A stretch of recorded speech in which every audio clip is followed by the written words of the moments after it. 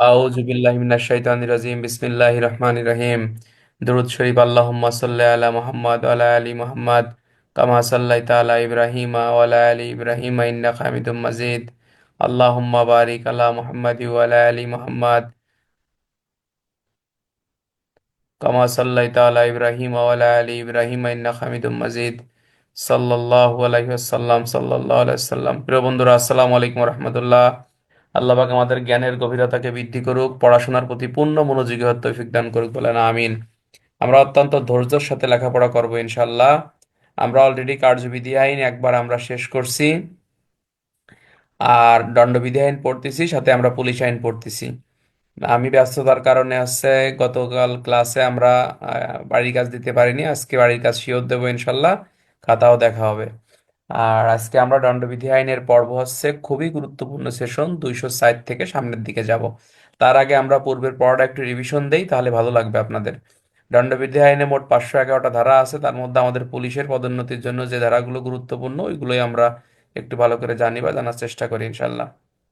আচ্ছা, দণ্ডবিধি আইনের এক ধারায় বলতেছে এটা দণ্ডবিধি আইন নামেই পরিচিত হবে। দুই ধারায় বলতেছে বাংলাদেশের অভ্যন্তরে কোনো ব্যক্তি কোনো অপরাধ করলে দণ্ডবিধি আইনেই তার বিচার হবে, তবে কিছু ব্যতিক্রম আছে যে এদের বিচার বাংলাদেশের দণ্ডবিধি আইনে হয় না।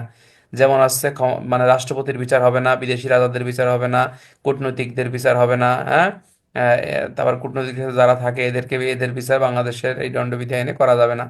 তিন ধারায় বলতেছে আপনি এমন একটা অপরাধ বিদেশে করছেন যে অপরাধটা বিদেশে অপরাধ না, কিন্তু বাংলাদেশে অপরাধ, সেই অপরাধের অভিযোগ বাংলাদেশে আসলে সেই অপরাধের বিচারও বাংলাদেশে করা যাবে। চার ধারায় বলতেছে এক্সট্রা টেরিটোরিয়াল, অর্থাৎ অতিরাষ্ট্রিক, অর্থাৎ আপনি এমন একটা অপরাধ বিদেশে করছেন, ওই অপরাধের বিচার বিদেশেও করা যাবে, বাংলাদেশেও করা যাবে। ঠিক আছে কিনা? আর এটা কার্যবিধির 188, মানব পাচারের 5 ধারা, সাইবার নিরাপত্তা আইনের 4 ধারা। একই কথা, হ্যাঁ। অর্থাৎ এক্সট্রা টেরিটোরিয়াল বলা হয়েছে এটাকে, অর্থাৎ আইনের অধীনস্থিকের ব্যাখ্যা। দণ্ডবিধি আইনের 6 ধারায় বলতেছে জেনারেল এক্সেপশন, অর্থাৎ এখানে বলতেছে জেনারেল এক্সপ্লেনেশনের কথা বলতেছে, অর্থাৎ সাধারণ ব্যাখ্যা। দণ্ডবিধি আইনের অধীনে কোনো ব্যাখ্যা, শাস্তি, উদাহরণ যাই আপনি দেন না কেন, দণ্ডবিধির 76 থেকে 106 ধারার যে ব্যতিক্রমগুলো আছে এটাকে প্রায়োরিটি দিয়ে আপনাকে করতে হবে, অর্থাৎ এটাকে প্রাধান্য সবচেয়ে বেশি। আর এএনএ 14তে রাষ্ট্রের কর্মচারী, 17তে সরকার, 19-এ জজ, 20-এ বিচারালয়, 21-এ সরকারি কর্মচারী, 22-এ স্থাবর অস্থাবর সম্পত্তি, 23-এ অন্যায় লাভ অন্যায় ক্ষতি, 24-এ অসাধুভাবে, 25-এ প্রতারণামূলকভাবে, 26-এ 27 ধারায় আপনাকে বলতে নিজের সম্পত্তি স্ত্রী বা ভৃত্যের অধীনে থাকলে তা নিজের অধীনে রয়েছে বলেই গণ্য হবে। আর এই আইনের আপনার হচ্ছে 30 ধারায় আছে মূল্যবান জামানত, 31-এ উইল, 34-এ সাধারণ অভিপ্রায়, 40-এ অপরাধ, 52-তে সরল বিশ্বাস, 52 অপরাধমূলক আশ্রয়দান বা আশ্রয়দান, 53-তে আছে দণ্ড। দণ্ড 5 প্রকার, কারাদণ্ড আছে 2 প্রকার, সশ্রম কারাদণ্ড, বিনাশ্রম কারাদণ্ড। এএনএস 74 ধারা আছে নির্জন কারাবাস, নির্জন কারাবাস 14 দিনের বেশি দেওয়া যাবে না। 75 হচ্ছে বর্ধিত দণ্ড। জেনে রাখা ভালো, দণ্ডবিধি আইনের 12 অধ্যায় এবং 17 অধ্যায়ের অপরাধ প্রথমবার করে দ্বিতীয়বার যদি আপনি আবার করেন, কেবলমাত্র তখনই বর্ধিত দণ্ডের বিধান রয়েছে, বা বর্ধিত দণ্ড বেসিক্যালি আপনার এখানে দেয়া হয়। আচ্ছা, এক্ষেত্রে আমাদের আরো এখানে জানতে হবে দণ্ডবিধি আইনের 76 থেকে 106, এটাকে দণ্ডবিধি আইনের মেরুদণ্ড বলা হয়, অর্থাৎ আমাদের পুলিশের পদোন্নতি পরীক্ষায় এই অংশ থেকে সব সময় প্রশ্ন আসে। সব আবাল বৃদ্ধ বনিতা যারা আছেন সবাই এই অংশটাকে মুখস্থ করে ফেলতে হবে। 76 ধারায় বলতেছে সরকারি কর্মচারী যিনি আইন বলে বাধ্য হয়ে তথ্যের ভুল ধারণাবশত কোনো কাজ করলে সেটা কোনো অপরাধ হয় না। 77 ধারায় বলতেছে যে বিচারক কোনো কাজ করলে সেটাও কোনো অপরাধ না। 78 ধারায় বলতেছে বিচারকের নির্দেশে যে যে কাজ করবে সেটাও তার কোনো অপরাধ না। 79 ধারায় বলতেছে নিজেকে আইন সমর্থিত মনে করে কোনো কাজ করলে সেটাও কোনো অপরাধ না।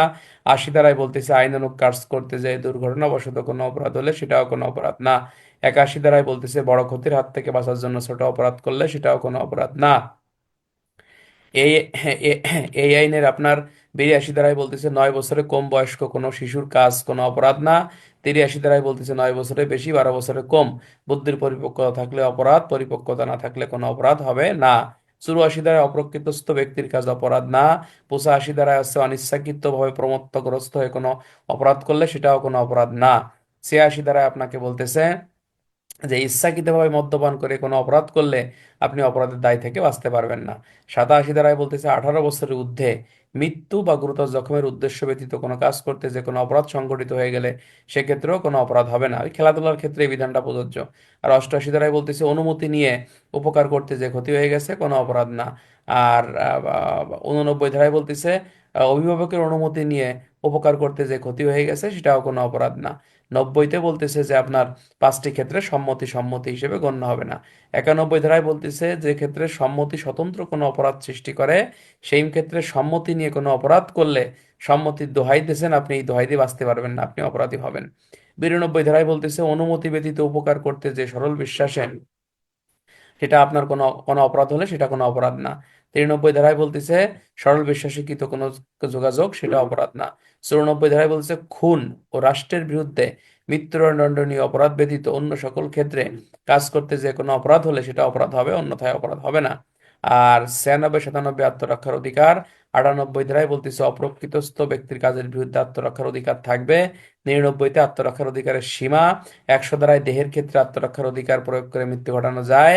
101-এ হচ্ছে দেহের ক্ষেত্রে যতটুকু ক্ষতি বা আঘাত করা প্রয়োজন তার বেশি করা যাবে না। 102-এ দেহের ক্ষেত্রে আত্মরক্ষার আরম্ভ স্থিতিকাল। 103-এ বলতে সম্পত্তি রক্ষার্থে 4টি ক্ষেত্রে মৃত্যু পর্যন্ত ঘটানো যায়। 104-ই বলতেছে সম্পত্তি রক্ষার্থে যতটুকু ক্ষতি বা আঘাত করা প্রয়োজন ঠিক ততটুকু করবেন, বেশি করতে পারবেন না। 105-এ আপনাকে বলতেছে যে সম্পত্তি রক্ষার্থে আত্মরক্ষার অধিকার আরম্ভ এবং স্থিতিকাল, চুরির বিরুদ্ধে, দস্যুতার বিরুদ্ধে, অপরাধমূলক অনধিকার প্রবেশের বিরুদ্ধে, আর রাত্রিবেলায় সিভিল চুরির বিরুদ্ধে। আর এই আইনের 106 বলতেছে নিরপরাধ ব্যক্তির ক্ষতি সাধন করে আত্মরক্ষার অধিকার প্রয়োগ করতে পারবেন। এই এই আইনের এই এই এই আইনের আপনার এই আইনের আপনার এই 100 কোন মন্তব্য গেলাম 107-এ বলতেছে অপরাধের সহায়তা।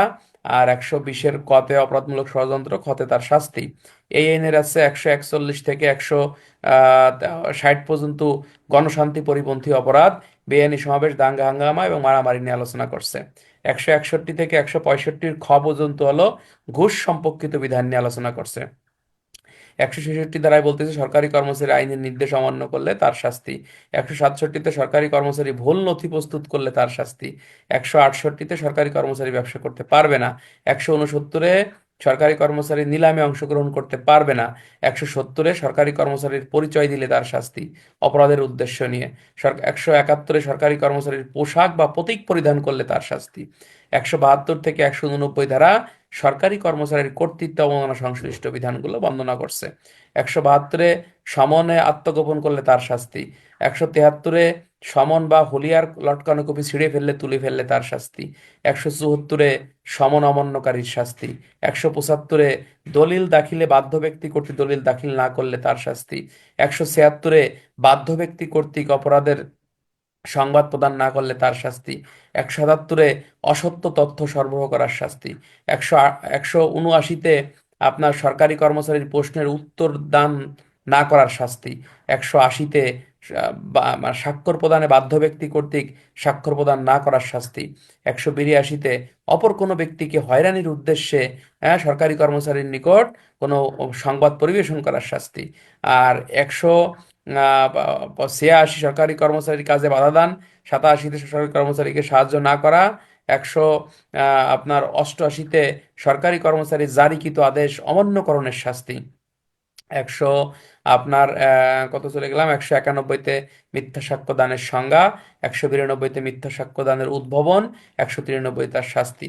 আর 201 ধারায় বেসিক্যালি আপনাকে বলতেছে যে এই কোনো অপরাধীকে বাঁচানোর উদ্দেশ্য নিয়ে আপনি অপরাধের আলামত নষ্ট করা বা আলামত গুম করা বা আলামত মানে নষ্ট করে ফেলার শাস্তি হচ্ছে দণ্ডবিধি আইনের 201 ধারায় বর্ণনা করছে। ঠিক আছে, আমরা রিভিশন দিলাম, ধন্যবাদ সবাইকে। আমরা এখন সরাসরি চলে যাব দণ্ডবিধি আইনের খুবই গুরুত্বপূর্ণ একটা ধারা, সেটা হচ্ছে 260 ধারায় আপনাকে বর্ণনা করছে। আচ্ছা, আমরা আমরা সরাসরি এখন চলে যাব যে 204 ধারায় কি বলছে। এখানে বলতেছে বন্ধুরা যে সাক্ষ্য হিসেবে পেশ করার বিষয়ে বাধা সৃষ্টি করিবার জন্য দলিল বিনষ্ট করার শাস্তি। দলিল দলিল বিনষ্ট যদি সরকারি কর্মচারী করে তাহলে 204 ধারা মোতাবেক সে অপরাধী হয়। দলিল বিনষ্ট মিন্স কি, কোনো ডকুমেন্ট কোনো তথ্য উপাত্ত আপনি যদি বিনষ্ট করেন, নষ্ট করেন, যেটা পাঠের অযোগ্য করে ফেলেন বা ছিঁড়ে ফেললেন, বলতেছে যে আপনি একজন সরকারি কর্মচারী, আপনি যদি এমন কাজ করেন যেটা হচ্ছে আইনগত লোপ পায় সেই কাগজটা, এবং পাঠের অযোগ্য করে তুলে ফেলেন, নষ্ট করে ফেলছেন বা ছিঁড়ে ফেলছেন, সেই ক্ষেত্রে দণ্ডবিধির 204 ধারা মোতাবেক আপনার বিরুদ্ধে আইনানুগ ব্যবস্থা গ্রহণ করা যাবে। আমাকে কি এখানে কেউ বলতে পারেন যে এই সেম কাজটা যদি কোনো পাবলিক করে, সে মনে করো এজাহারের কপি থানার ওসি ছিঁড়ে ফেললো, থানার ওসির অপরাধ হচ্ছে আপনার এই 204, আর যদি এই কামটা যদি পাবলিক করে সেক্ষেত্রে পাবলিকের অপরাধ কি বলেন তো? হ্যাঁ, কোনটা?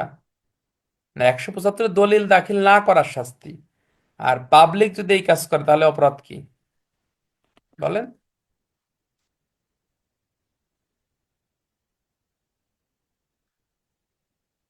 না, 201 কেন ভাই? 201-এতে বলতেছে অপরাধীকে গোপন করার উদ্দেশ্যে অপরাধের সাক্ষ্য দেওয়া বা মিথ্যা তথ্য সরবরাহ করা। না, জালিয়াতি কিসের জন্য?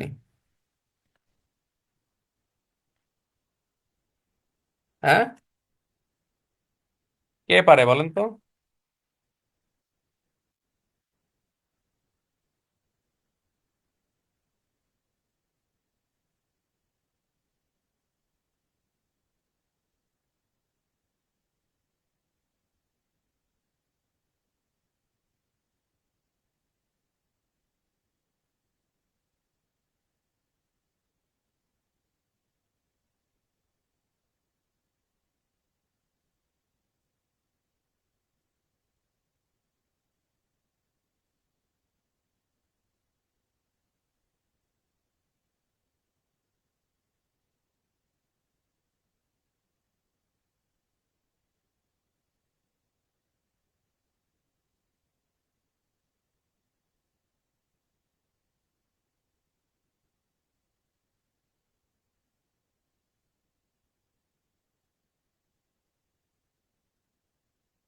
না, হচ্ছে না। 204 সরকারি কর্মচারীর ক্ষেত্রে, পাবলিকের কথা আমি কয় নাই। এটা আমি পড়ছিলাম, ভুলে গেছি ভাই। সবসময় মন থাকে না, দাঁড়ান আমি এটা যাইনি, পরে জানাবো। আমি এটা পড়ছি, এটা রাখাল চন্দ্র স্যারের বইতে আছে। কথা বলেন না।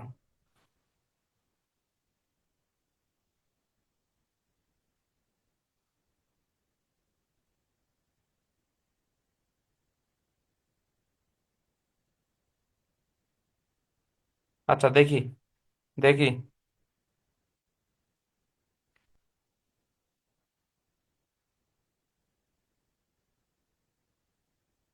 আচ্ছা, আমি আমি আমি এটা জানি, ইনশাল্লাহ গ্রুপে দিয়ে দিবেন, ঠিক আছে? যাও এখান থেকে, এই প্রশ্নটা খুবই গুরুত্বপূর্ণ। মানে সরকারি কর্মচারী যে ব্যক্তি কোনো বিচারালয়ে বা সরকারি কর্মচারী পদমর্যাদায় কোনো সরকারি কর্মচারীর অভিমুখে আইনানুগ অনুষ্ঠিত কোনো মোকদ্দমার প্রমাণস্বরূপ যে দলিল পেশ করার জন্য যে আইনত বাধ্য হইতে পারে, সেই দলিল গোপন করে, বিনষ্ট করে বা পাঠের অযোগ্য করে করে তোলে বা ছিঁড়ে ফেলে, সেই ক্ষেত্রে দণ্ডবিধির 204 ধারা মোতাবেক সে অপরাধ করছে বলে গণ্য হবে। মনে করো যে সঠিক ধারায় একটা মামলা হয়েছে, এই মামলার কপিটা থানার ওসি ছিঁড়ে ফেললো, তাহলে অপরাধ কি? তার অপরাধ হচ্ছে 204 ধারা। আর যদি ল- সঠিক ধারার মামলার কপি ছিঁড়ে ফেলে লঘু ধারায় যদি মামলা রুজু করে, সেই ক্ষেত্রে 167, 218 ধারা মোতাবেক সেই ওসি অপরাধ করছে বলে গণ্য হবে। আমাদের একটা জিনিস মনে রাখতে হবে, যেখানেই পুলিশের অপরাধের বিষয়ে প্রশ্ন আসবে, ইনশাল্লাহ সেখানে অবশ্যই আমরা একটা নোট দেবো। ইহা ছাড়াও পুলিশ আইনের 729, 857, 880 বিধি মোতাবেক তার বিরুদ্ধে আইনানুগ ব্যবস্থা গ্রহণ করা যাবে। এই ধারাগুলো কিন্তু খুবই গুরুত্বপূর্ণ। এবং পুলিশের কাছ থেকে আসামি ছিনিয়ে নিলে কি অপরাধ, ভালো প্রশ্ন করছো। এই প্রশ্নের উত্তর সুন্দর করে লিখতে হবে আমাদের। আমরা এইভাবে লিখবো: বাংলাদেশ পুলিশ বাহিনী একটি আইন শৃঙ্খলা রক্ষাকারী বাহিনী। পুলিশের কাছ থেকে আসামি ছিনিয়ে নেওয়া পুলিশের দুর্বলতার পরিচয় এবং পুলিশের দায়িত্ব কর্তব্য অবহেলার শামিল। ঠিক আছে কিনা? তো পুলিশের দায়িত্ব কর্তব্যে যদি যারা আসামি ছিনিয়ে নেবে, সেই ক্ষেত্রে তারা দণ্ডবিধির যদি আসামি নিজেই পলাই চলে যায়, 224 অপরাধী। আর অন্য কোনো ব্যক্তিরা যদি করে, সেই ক্ষেত্রে 225 এবং 225-এর খতে তারা অপরাধ করছে বলে গণ্য হবে। ঠিক আছে কিনা? এবং ওই আসামিকে গ্রেপ্তার করার জন্য পুলিশ অফিসার যথাসাধ্য চেষ্টা করবে। গ্রেপ্তার করার পর ওই আসামির বিরুদ্ধে দণ্ডবিধির 224 ধারা মোতাবেক আপনাকে একটা মামলা রুজু করতে হবে। এটা গুরুত্বপূর্ণ, ভালো প্রশ্ন করছো, ধন্যবাদ তোমাকে। আচ্ছা, তাহলে 205টাকে আমরা বুঝতে পারছি, 204টা কি বুঝতে পারছি? এটা কিন্তু গুরুত্বপূর্ণ, এটা পরীক্ষায় কিন্তু প্রশ্ন আসবে এবং অনেকবার পরীক্ষায় এটা আসছে। 205 ধারাটা গুরুত্বপূর্ণ। দেওয়ানি এবং ফৌজদারি কার্যধারায় মিথ্যা ছদ্মবেশ ধারণ করা। মিথ্যা ছদ্মবেশ ধারণ করা মানে কি বন্ধুরা? মিথ্যা ছদ্মবেশ ধারণ করা হচ্ছে আপনি যে লোক না, আপনি সেই ছদ্মবেশ ধারণ করলেন যে আমি অমুক লোক। মনে করেন আহ, আমি হচ্ছে ওয়ারেন্ট তামিল করতে গেলাম রহিমের বাড়িতে। তাহলে রহিমের বাড়িতে ওয়ারেন্ট করতে তামিল করতে যাইয়ে সে কলেজে স্যার আমি রহিম, আমার বাপের নামক আমার ধরে নিয়ে চলেন, তো আমিও তারে মনে করেন ধরে নিয়ে আসলাম। আমি সরল বিশ্বাসে ধরে নিয়েছি, আমার কোনো অপরাধ এখানে হবে না। সে যদি নিজেকে পরিচয় দেয় যে হ্যাঁ আমি রহিম, আমার বাপের নামক অমুক, ঠিক আছে, সেই ক্ষেত্রে এই যে দেওয়ানি বা ফৌজদারি কার্যবিধি, এই যে আয়নাবাজি ছবি দেখছেন কেউ? এটার ওই যে চঞ্চল চৌধুরীর, অর্থাৎ একজনের জেল আর একজন খাটে। বাংলাদেশে কিন্তু এরকম ঘটনা ঘটে, তাই না? শুনছেন না? একজনের জেল আর একজন কিন্তু খাটে। তাহলে ওই যে কয় যে তোর মেয়ের বিয়ের সব খরচ আমি দিয়ে দিবানি, আমার পক্ষ হইতে আদালতে স্বীকারোক্তি দিয়ায়। এ ধরনের স্বীকারোক্তি আদালতে অপ্রাসঙ্গিক। সাক্ষ্য আইনের হচ্ছে আপনার সাক্ষ্য আইনের হচ্ছে আপনার 24 ধারায় অপ্রাসঙ্গিক। কেননা সাক্ষ্য আইনের 24 ধারা দেখবেন মূল বইতে একটা পয়েন্ট লেখা আছে। কি লেখা আছে বন্ধুরা? লেখা আছে যে পার্থিব সুবিধার বিনিময়ে কোনো স্বীকারোক্তি আদায় হলে সেই স্বীকারোক্তি আদালতে অপ্রাসঙ্গিক। অর্থাৎ মেয়ের বিয়ের খরচ দেবে, এই ছবি এই টাকার লোভের, পার্থিব লোভে সে কিন্তু স্বীকারোক্তি দিছে। এবং এই যে স্বীকারোক্তি দেওয়ান এবং ফৌজদারি কার্যধারায় দিল, মিথ্যা ছদ্মবেশ ধারণ করলো, আমি অমক, আমার ধরে নিয়ে যান, বা আমি অমক, সমনের কপি আমার কাছে দেন, আমি হাজির হবানি। এই যে মিথ্যা ছদ্মবেশ বা অপরের রূপ তুমি ধারণ করছো, দণ্ডবিধির 205-এ তুমি অপরাধ করছো বলে। অর্থাৎ এখানে বলতেছে দেওয়ানি ও ফৌজদারি কার্যধারায়, হ্যাঁ, কার্যবিধি দুই প্রকার, একটা হচ্ছে দেওয়ানি কার্যবিধি, একটা হচ্ছে ফৌজদারি কার্যবিধি, ঠিক আছে কিনা? তো দেওয়ানি এবং ফৌজদারি কার্যধারায় আপনি যদি মিথ্যা ছদ্মবেশ ধারণ করেন, দণ্ডবিধির 205 ধারা মোতাবেক অপরাধ করছেন বলে গণ্য হবে। প্রশ্ন আসতে পারে এভাবে, ক নামক একজন ব্যক্তি কি করলো? বলল যে আমি রহিমকে খুন করছি, আমি এই মামলার আসামি। প্রকৃতপক্ষে সেই মামলার খুনি আসামি না। তাহলে এক্ষেত্রে ক নামক ব্যক্তির অপরাধ কি ব্যাখ্যা করো। তাহলে সে কি করছে? সে একটা ফৌজদারি মামলায় মিথ্যা ছদ্মবেশ ধারণ করছে। এই জন্য দণ্ডবিধি আইনের 205 ধারা মোতাবেক তার বিরুদ্ধে আইনানুগ ব্যবস্থা গ্রহণ করা যাবে। বলেন কি হয়েছে ভাই? হোয়াটসঅ্যাপ জুমে ভাই?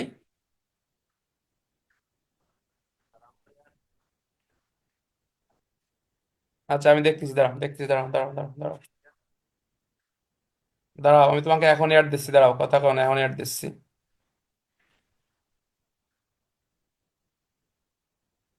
কিটা কন্যা অ্যাড হওয়ার কথা কয়, মন থাকে না বুঝছেন, 12 তালে থাকতে থাকতে।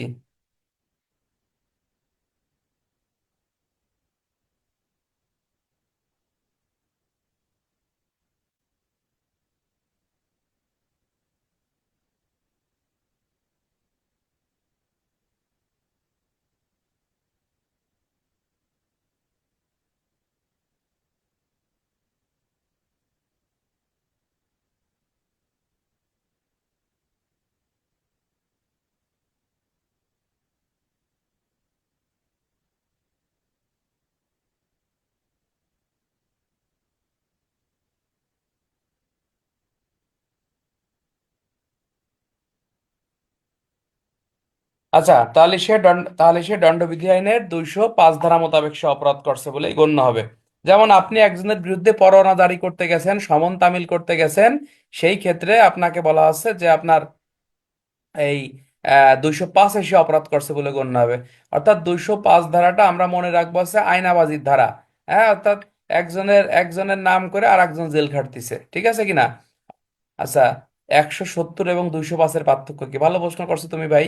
170 হচ্ছে যে কোনো সরকারি কর্মচারীর পরিচয় দেওয়া কি উদ্দেশ্যে, সেটা হচ্ছে যে আপনি কোনো অপরাধের ইন্টেনশন নিয়ে বা কোনো অফেন্সের ইন্টেনশন নিয়ে আপনি সরকারি কর্মচারীর পরিচয় দিয়েছেন। আপনি বলছেন যে আপনি পুলিশের সাব ইন্সপেক্টর, টাকা দেন চাকরি দিয়ে দিবানি, ঠিক আছে কিনা?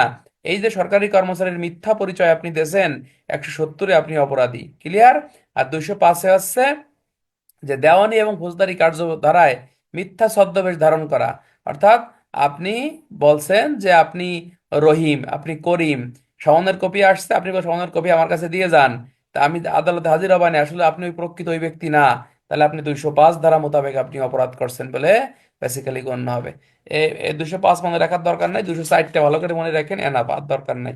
যা পড়াই এগুলো একটু ভালো করে দেখেন। আচ্ছা, আমরা এখন সরাসরি চলে যাব 209 ধারা, যে অসাধুভাবে আদালতে মিথ্যা দাবি উত্থাপন করা। 216 হচ্ছে অপরের রূপ ধারণ করার শাস্তি। অপরের রূপ ধারণ করে প্রতারণা করার শাস্তি। এই ব্যক্তি জীবিত হোক বা মৃত হোক, আপনি একজনকে ফোন দিলেন যে আপনি তো বাংলা সুপারস্টার সাকিব খান, আপনি আমার সাথে দেখা করেন, দেখা করতে হলে আপনাকে 20,000 টাকা অগ্রিম আমার আমার অ্যাপয়েন্টমেন্ট নিতে হবে। আসলে আপনি সাকিব খান না, তাই না? তাহলে আপনি অপরের রূপ ধারণ করে একজনের সাথে প্রতারণা করতেছেন। আমি সাকিব খান অমুক বলছিলাম, আপনি আমার কোম্পানিতে টাকা বিনিয়োগ করেন, আপনি লাভবান হবেন। অর্থাৎ আপনি একজনের রূপ ধারণ করে একজনের নাম ভাঙাই আপনি কি করছেন, আপনি মনে করেন এই এই মানে প্রতারণা প্রতারণা আপনি করছেন, হ্যাঁ। মনে করেন আমার নামে কিন্তু, না এটা ক্লাসের বলা যাবে না, এটা অন্য কথা। আচ্ছা ঠিক আছে।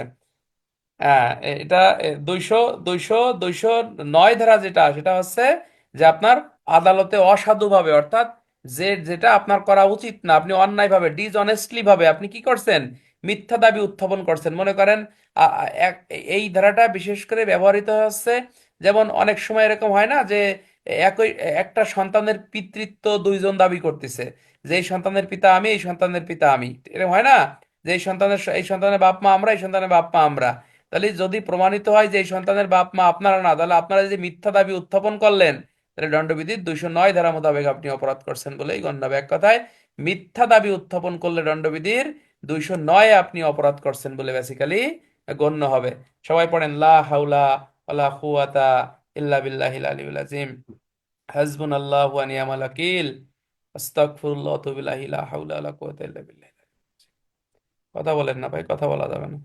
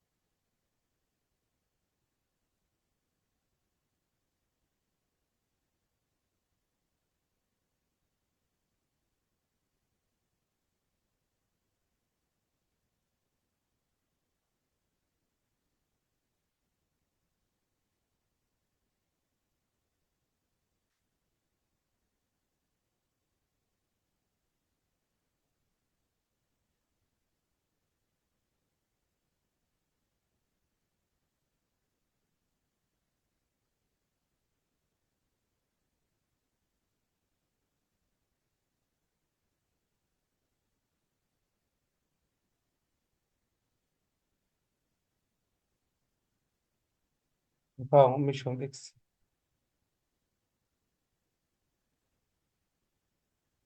আচ্ছা, যাদের ঢুকতে অসুবিধা তাদেরকে নিচে লিঙ্ক দিছি, ওই লিঙ্কে ঢুকলেও ক্লাস করতে পারবেন ইনশাল্লাহ, ঠিক আছে। তাহলে 209 ধারাটা এত গুরুত্বপূর্ণ না, আশা করি ইনশাল্লাহ এটা বুঝতে পারছেন। আচ্ছা, এরপরে হচ্ছে 211 ধারাটা কিন্তু আমাদের পদোন্নতি পরীক্ষার জন্য খুবই গুরুত্বপূর্ণ। এটা হচ্ছে ক্ষতি সাধনের অভিপ্রায়ে মিথ্যা অভিযোগ দায়ের করা। তোমরা কি আমাকে কেউ বলতে পারবা যে দণ্ডবিধির 182 এবং 211-এর মধ্যে পার্থক্যটা কি? আমি বলি, অন্যরা বলতে গেলে সময় যাবে। আচ্ছা, 211 ধারা আছে ক্ষতি সাধনের অভিপ্রায়ে অপর ব্যক্তির বিরুদ্ধে মিথ্যা অভিযোগ দায়ের করা। অর্থাৎ আমি বললাম যে অমক অমককে ধর্ষণ করছে, বা আমাকে কেউ ধর্ষণ করছে, বা আমাকে অমক চুরি করছে। তাহলে ফৌজদারি কার্যধারায় আপনি যদি মিথ্যা অভিযোগ দায়ের করেন, কি কার্যধারায়? এমসিকিউ, ফৌজদারি কার্যধারায়, সেক্ষেত্রে আপনি দণ্ডবিধির 211 ধারা মোতাবেক আপনি অভিযুক্ত হবেন। এখানে মানে বিভিন্ন আইনে মিথ্যা অভিযোগের ক্ষেত্রে আপনার অনেক শাস্তির বিধান আছে। যেমন নারী শিশু আইনে যদি কেউ মিথ্যা অভিযোগ করে, যদি কেউ যে কয় যে আমারে ধর্ষণ করছে, আমারে অ্যাসিড মারছে, আমারে অপহরণ করছে, ধর্ষণের চেষ্টা করছে, সেই ক্ষেত্রে নারী ও শিশু নির্যাতন দমন আইনের আপনার এই 17 ধারা মোতাবেক সে ব্যক্তি অপরাধ করছে বলে গণ্য হবে। আবার দেখবেন মানব পাচার আইনেও কিন্তু মিথ্যা যে অভিযোগ করা হয়, মানব পাচার আইনের 15 ধারা মোতাবেক কিন্তু শাস্তির ব্যবস্থা আছে। কিন্তু আপনি যদি ফৌজদারি মিথ্যা মামলা দায়ের করেন, কি এমসিকিউ কি মামলা, ফৌজদারি মিথ্যা মামলা, যেমন একজন খুন করেনি, আপনি মিথ্যা খুনের মামলা দায়ের করছেন। তারপর হচ্ছে একজন চুরি করেনি, তার বিরুদ্ধে মিথ্যা চুরির অভিযোগ দিয়েছেন। একজন মিথ্যা, একজন আত্মসাৎ করেনি বা বিশ্বাসভঙ্গ করেনি, আপনি তার বিরুদ্ধে মিথ্যা, এক কথায় মিথ্যা কার্যধারা আপনি যদি করেন বা মিথ্যা অভিযোগ দেন, যৌতুক, বাল্য বিবাহ নিরোধ আইনের 6 ধারা, হ্যাঁ, যৌতুক নিরোধ আইনের সম্ভবত 5 ধারা, এই সকল ক্ষেত্রে আপনার বিরুদ্ধে এই ধারা মোতাবেক আইনগত ব্যবস্থা গ্রহণ করা হয়। অর্থাৎ একটা প্রশ্ন তোমাদের কাছে যদি বেল দাসের বই থাকে যে মিথ্যা অভিযোগ এবং মিথ্যা সংবাদ পরিবেশনের মধ্যে পার্থক্য লেখো, এইখানে আছে মানে হয় মাত্র 5% লোক এই প্রশ্নের উত্তর দিতে, বাকি লোক পারবে না একারে না। ঠিক আছে কিনা? আমি পারি কিনা আমি দেখি, আমি বলি, হ্যাঁ। যদি প্রশ্ন আসে যে মিথ্যা অভিযোগ এবং মিথ্যা সংবাদ পরিবেশনের মধ্যে পার্থক্য লেখো, 5 মার্ক। পারবেন? কে কে পারেন? হাতুস করেন, দেখি পারেন কিনা। পারেন? হাতুস করেন। পারবেন? পারবেন? অনেকেই পারবেন, আমি বলি, হ্যাঁ। 1 নম্বরে বলতেছে যে মিথ্যা অভিযোগ দণ্ডবিধির 211 ধারা, মিথ্যা সংবাদ পরিবেশন দণ্ডবিধির 182 ধারা। মিথ্যা অভিযোগ সাধারণত আহ, থানায় দেয়া হয়ে থাকে অথবা কোর্টে মামলার মাধ্যমে আদালতকে অবগত করা হয়ে থাকে। মিথ্যা সংবাদ পরিবেশন দণ্ডবিধির 182 ধারা মোতাবেক আপনার এই সরকারি কর্মচারীর নিকট প্রদান করা হয়ে থাকে। মিথ্যা অভিযোগ অপর কোনো ব্যক্তিকে শাস্তি দেওয়ার জন্য দেয়া হয়ে থাকে। আর মিথ্যা সংবাদ পরিবেশন সাধারণত অপর কোনো ব্যক্তিকে হয়রানির উদ্দেশ্যে দেয়া হয়ে থাকে। হ্যাঁ। মিথ্যা মিথ্যা অভিযোগের শাস্তি হচ্ছে আপনার দণ্ডবিধি আইনের 211 ধারা মোতাবেক বলা হচ্ছে যে আপনার এই 2 বছর পর্যন্ত আপনার কারাদণ্ড। আর মিথ্যা সংবাদ পরিবেশনের শাস্তি হচ্ছে আপনার 6 মাস পর্যন্ত কারাদণ্ড। বাস্তব পার্থক্য হয়েছে। এই যে ক্লাসে আপনি আছেন বলেই কিন্তু আজকে এই পার্থক্যটা জানতে পারলেন বা শুনতে পারলেন। আমি আবার বলি, হ্যাঁ, যাদের কাছে বিএল দাস রাখাল চন্দ্র স্যার এই বইটা প্রশ্নটা নাই, তারা একটু দরকার লিখে রাখো, পরীক্ষায় খুবই আসবে প্রশ্ন। আচ্ছা, এখানে বলতেছে যে মিথ্যা অভিযোগের শাস্তি বলা হচ্ছে যে আহ, আমরা এইভাবে লিখবো যে দণ্ডবিধি আইনের আলোকে মিথ্যা সংবাদ পরিবেশন এবং মিথ্যা অভিযোগের মধ্যে পার্থক্য নিম্নে লেখা হলো। 1 নম্বরে লিখবো মিথ্যা অভিযোগ দণ্ডবিধির 211 ধারা, মিথ্যা সংবাদ পরিবেশন দণ্ডবিধির 182 ধারা। এরপরে লিখবো মিথ্যা অভিযোগ সাধারণত থানায় মামলার মাধ্যমে করা হয়ে থাকে অথবা কোর্টে মামলার মাধ্যমে করা হয়ে থাকে। মিথ্যা সংবাদ পরিবেশন সাধারণত সরকারি কর্মচারীর কাছে করা হয়ে থাকে। আর মিথ্যা অভিযোগের উদ্দেশ্য হচ্ছে অপর কোনো ব্যক্তিকে শাস্তির দেওয়া, অন্যায়ভাবে শাস্তির আওতায় শাস্তি দেওয়া। আর মিথ্যা সংবাদ পরিবেশনের উদ্দেশ্য হচ্ছে অপর কোনো ব্যক্তিকে, সরকারি কর্মচারী যেন হয়রানি করে, এই উদ্দেশ্যে দেওয়া। এরপরে মিথ্যা অভিযোগের শাস্তি আহ, 2 বছর পর্যন্ত কারাদণ্ড, অর্থদণ্ড বা উভয়দণ্ড। আর মিথ্যা সংবাদ পরিবেশনের শাস্তি 6 মাস পর্যন্ত কারাদণ্ড, অর্থদণ্ড বা উভয়দণ্ডের বিধান রাখা হয়েছে। আহ,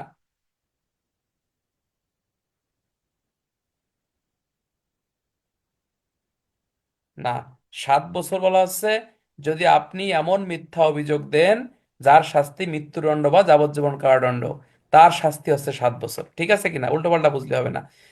তাহলে সর্বনিম্ন শাস্তি 2 বছর, এটা মনে রাখবেন। আর 7 বছর সর্বোচ্চ শাস্তি, এটা মনে রাখেন, সমস্যা নাই। আচ্ছা, এরপরে মিথ্যা অভিযোগ, মিথ্যা অভিযোগ সাধারণত অপর কোনো ব্যক্তিকে শাস্তির আওতায় বা ফৌজদারি বা দেওয়ানি কার্যধারায় করা হয়ে থাকে। আর মিথ্যা সংবাদ পরিবেশন সাধারণত সরকারি কর্মচারীর কর্তৃত্বে অবমাননা সংশ্লিষ্ট বিষয়ে করা হয়ে থাকে। এই 6টা পার্থক্য মনে রাখবেন। নিজে নিজে বানায় আর একটা দুটো বানায় পড়েন, সমস্যা নাই। শোনো বন্ধুরা, পরীক্ষায় প্রশ্ন যেটা আসবে আহ ধানমন্ডি 32 কি করতেছে? আচ্ছা, এই কথা কয়ে আর লাভ নাই। লা হাওলা ওয়ালা কুওয়াতা ইল্লা বিল্লাহ।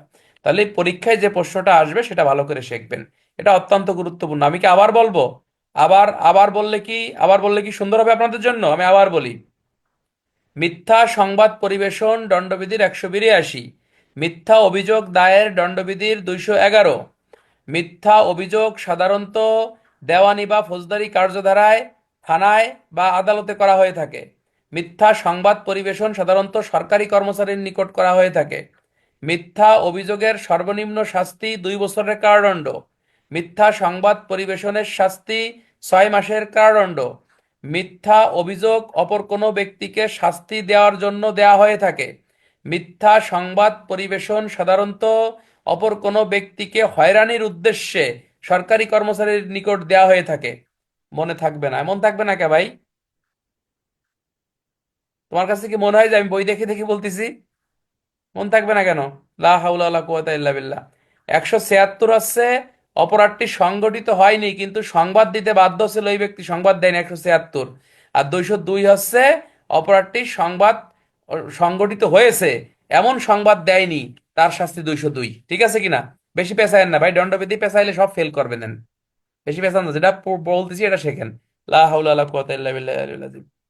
আচ্ছা, আমরা এখন পড়ব দণ্ডবিধির 212 ধারা। এই ধারাটা কিন্তু অত্যন্ত গুরুত্বপূর্ণ। নিজামুদ্দিন ভাই, এএসআই, কেমন আছেন? অনেকদিন পরে ক্লাসে আছেন, দেখি না তো আপনারে, লাল জ্যাকেট পরছেন। আচ্ছা, হ্যাঁ, অপরাধীকে আশ্রয় দান সংশ্লিষ্ট মৃত্যুদণ্ডে দণ্ডনীয় অপরাধের ক্ষেত্রে ধারা। আমি গত বছর গ্যারান্টি দিছিলাম দণ্ডবিধির 212 থেকে 223-এর মধ্যে প্রশ্ন আসবে, 224-এর মধ্যে প্রশ্ন কিন্তু অলরেডি আসছে। এবছরও আমি গ্যারান্টি দিচ্ছি, কনস্টেবলদের না আসলেও আমরা যারা সাব ইন্সপেক্টর পরীক্ষা দেবো আমাদের জন্য এই ধারাগুলো অত্যন্ত গুরুত্বপূর্ণ এবং একেবারে ইমান আমলের সহিত এই ধারাগুলো আজকে আমরা শেখার চেষ্টা করব। ভালো করে শিখি বন্ধুরা। 212 ধারায় বলতেছে অপরাধীকে আশ্রয় দান মৃত্যুদণ্ডে দণ্ডনীয় অপরাধের ক্ষেত্রে, অর্থাৎ বলতেছে কখনো অপরাধ অনুষ্ঠিত হলে যে ব্যক্তি এইরূপ কোনো ব্যক্তিকে আইনানুগ শাস্তি হইতে লুকাবার অভিপ্রায় আশ্রয় দান করে বা লুকায় রাখে, সেই ক্ষেত্রে দণ্ডবিধির 212 ধারা মোতাবেক সে অপরাধ করছে বলে বেসিক্যালি গণ্য হবে। অর্থাৎ অপরাধীকে আশ্রয় দান, অর্থাৎ যে কোনো অপরাধীকে আপনি যদি আশ্রয় দান করেন সেই ক্ষেত্রে দণ্ডবিধির 212 ধারা মোতাবেক আপনি অপরাধ করছেন বলেই বেসিক্যালি আপনার গণ্য হবে। এখানে আসলে অনেক কিছু বোঝার আছে, যেমন রিটেনে প্রশ্ন আসে যে আশ্রয় দান বা অপরাধমূলক আশ্রয় দান কাকে বলে। একটা জিনিস মনে রাখবেন, আশ্রয় দান এবং অপরাধমূলক আশ্রয় দান এটা কিন্তু একই কথা। কি বলছি? অপরাধমূলক আশ্রয় দান এবং আশ্রয় দান একই কথা। অর্থাৎ যদি কোনো ব্যক্তি অপর কোনো ব্যক্তিকে গ্রেপ্তার এড়ানোর উদ্দেশ্যে খাদ্য, বস্ত্র, পানীয়, চিকিৎসা, যানবাহন বা অন্য যে কোনো মাধ্যমে আশ্রয় দেয়, তখন উক্ত ব্যক্তি অপর ব্যক্তিকে আশ্রয় দান করছে বলে গণ্য হবে বা অপরাধমূলক আশ্রয় দান করছে বলে গণ্য হবে। হ্যাঁ, খাদ্য বস্ত্র দিয়েও কিন্তু আশ্রয় দান করা যায়, বা যানবাহন, আমি আমার হোন্ডাটা দিয়ে দিলাম যে তুই খুন করছিস, আমার হোন্ডা নিতে পালাই চলে যা, তাহলেও আমি আশ্রয় দান করছি বলে গণ্য হবে। দণ্ডবিধি আইনে আশ্রয় দান সংশ্লিষ্ট কয়েকটা ধারা আছে, যেমন 130 ধারায় আপনাকে বলতেছে রাজ, লিখে রাখো বইতে বা খাতায় লিখে রাখো ভাই, লিখে রাখেন, হ্যাঁ সরি। রাজবন্দী যুদ্ধবন্দীকে যদি কোনো ব্যক্তি আশ্রয় দেয় 130-এ অপরাধী। সেনাবাহিনী, নৌবাহিনী, বিমান বাহিনী থেকে যারা পলাইছে এমন ব্যক্তিকে যারা আশ্রয় দেয় তাদের শাস্তি হচ্ছে 136। তারপরে হচ্ছে আপনার ওই যে বেআইনি সমাবেশের ভাড়াটিয়াদের যাদেরকে আশ্রয় দিয়েছে তাদের শাস্তি দণ্ডবিধির 157 ধারা মোতাবেক তারা অপরাধ করছে বলে গণ্য হবে।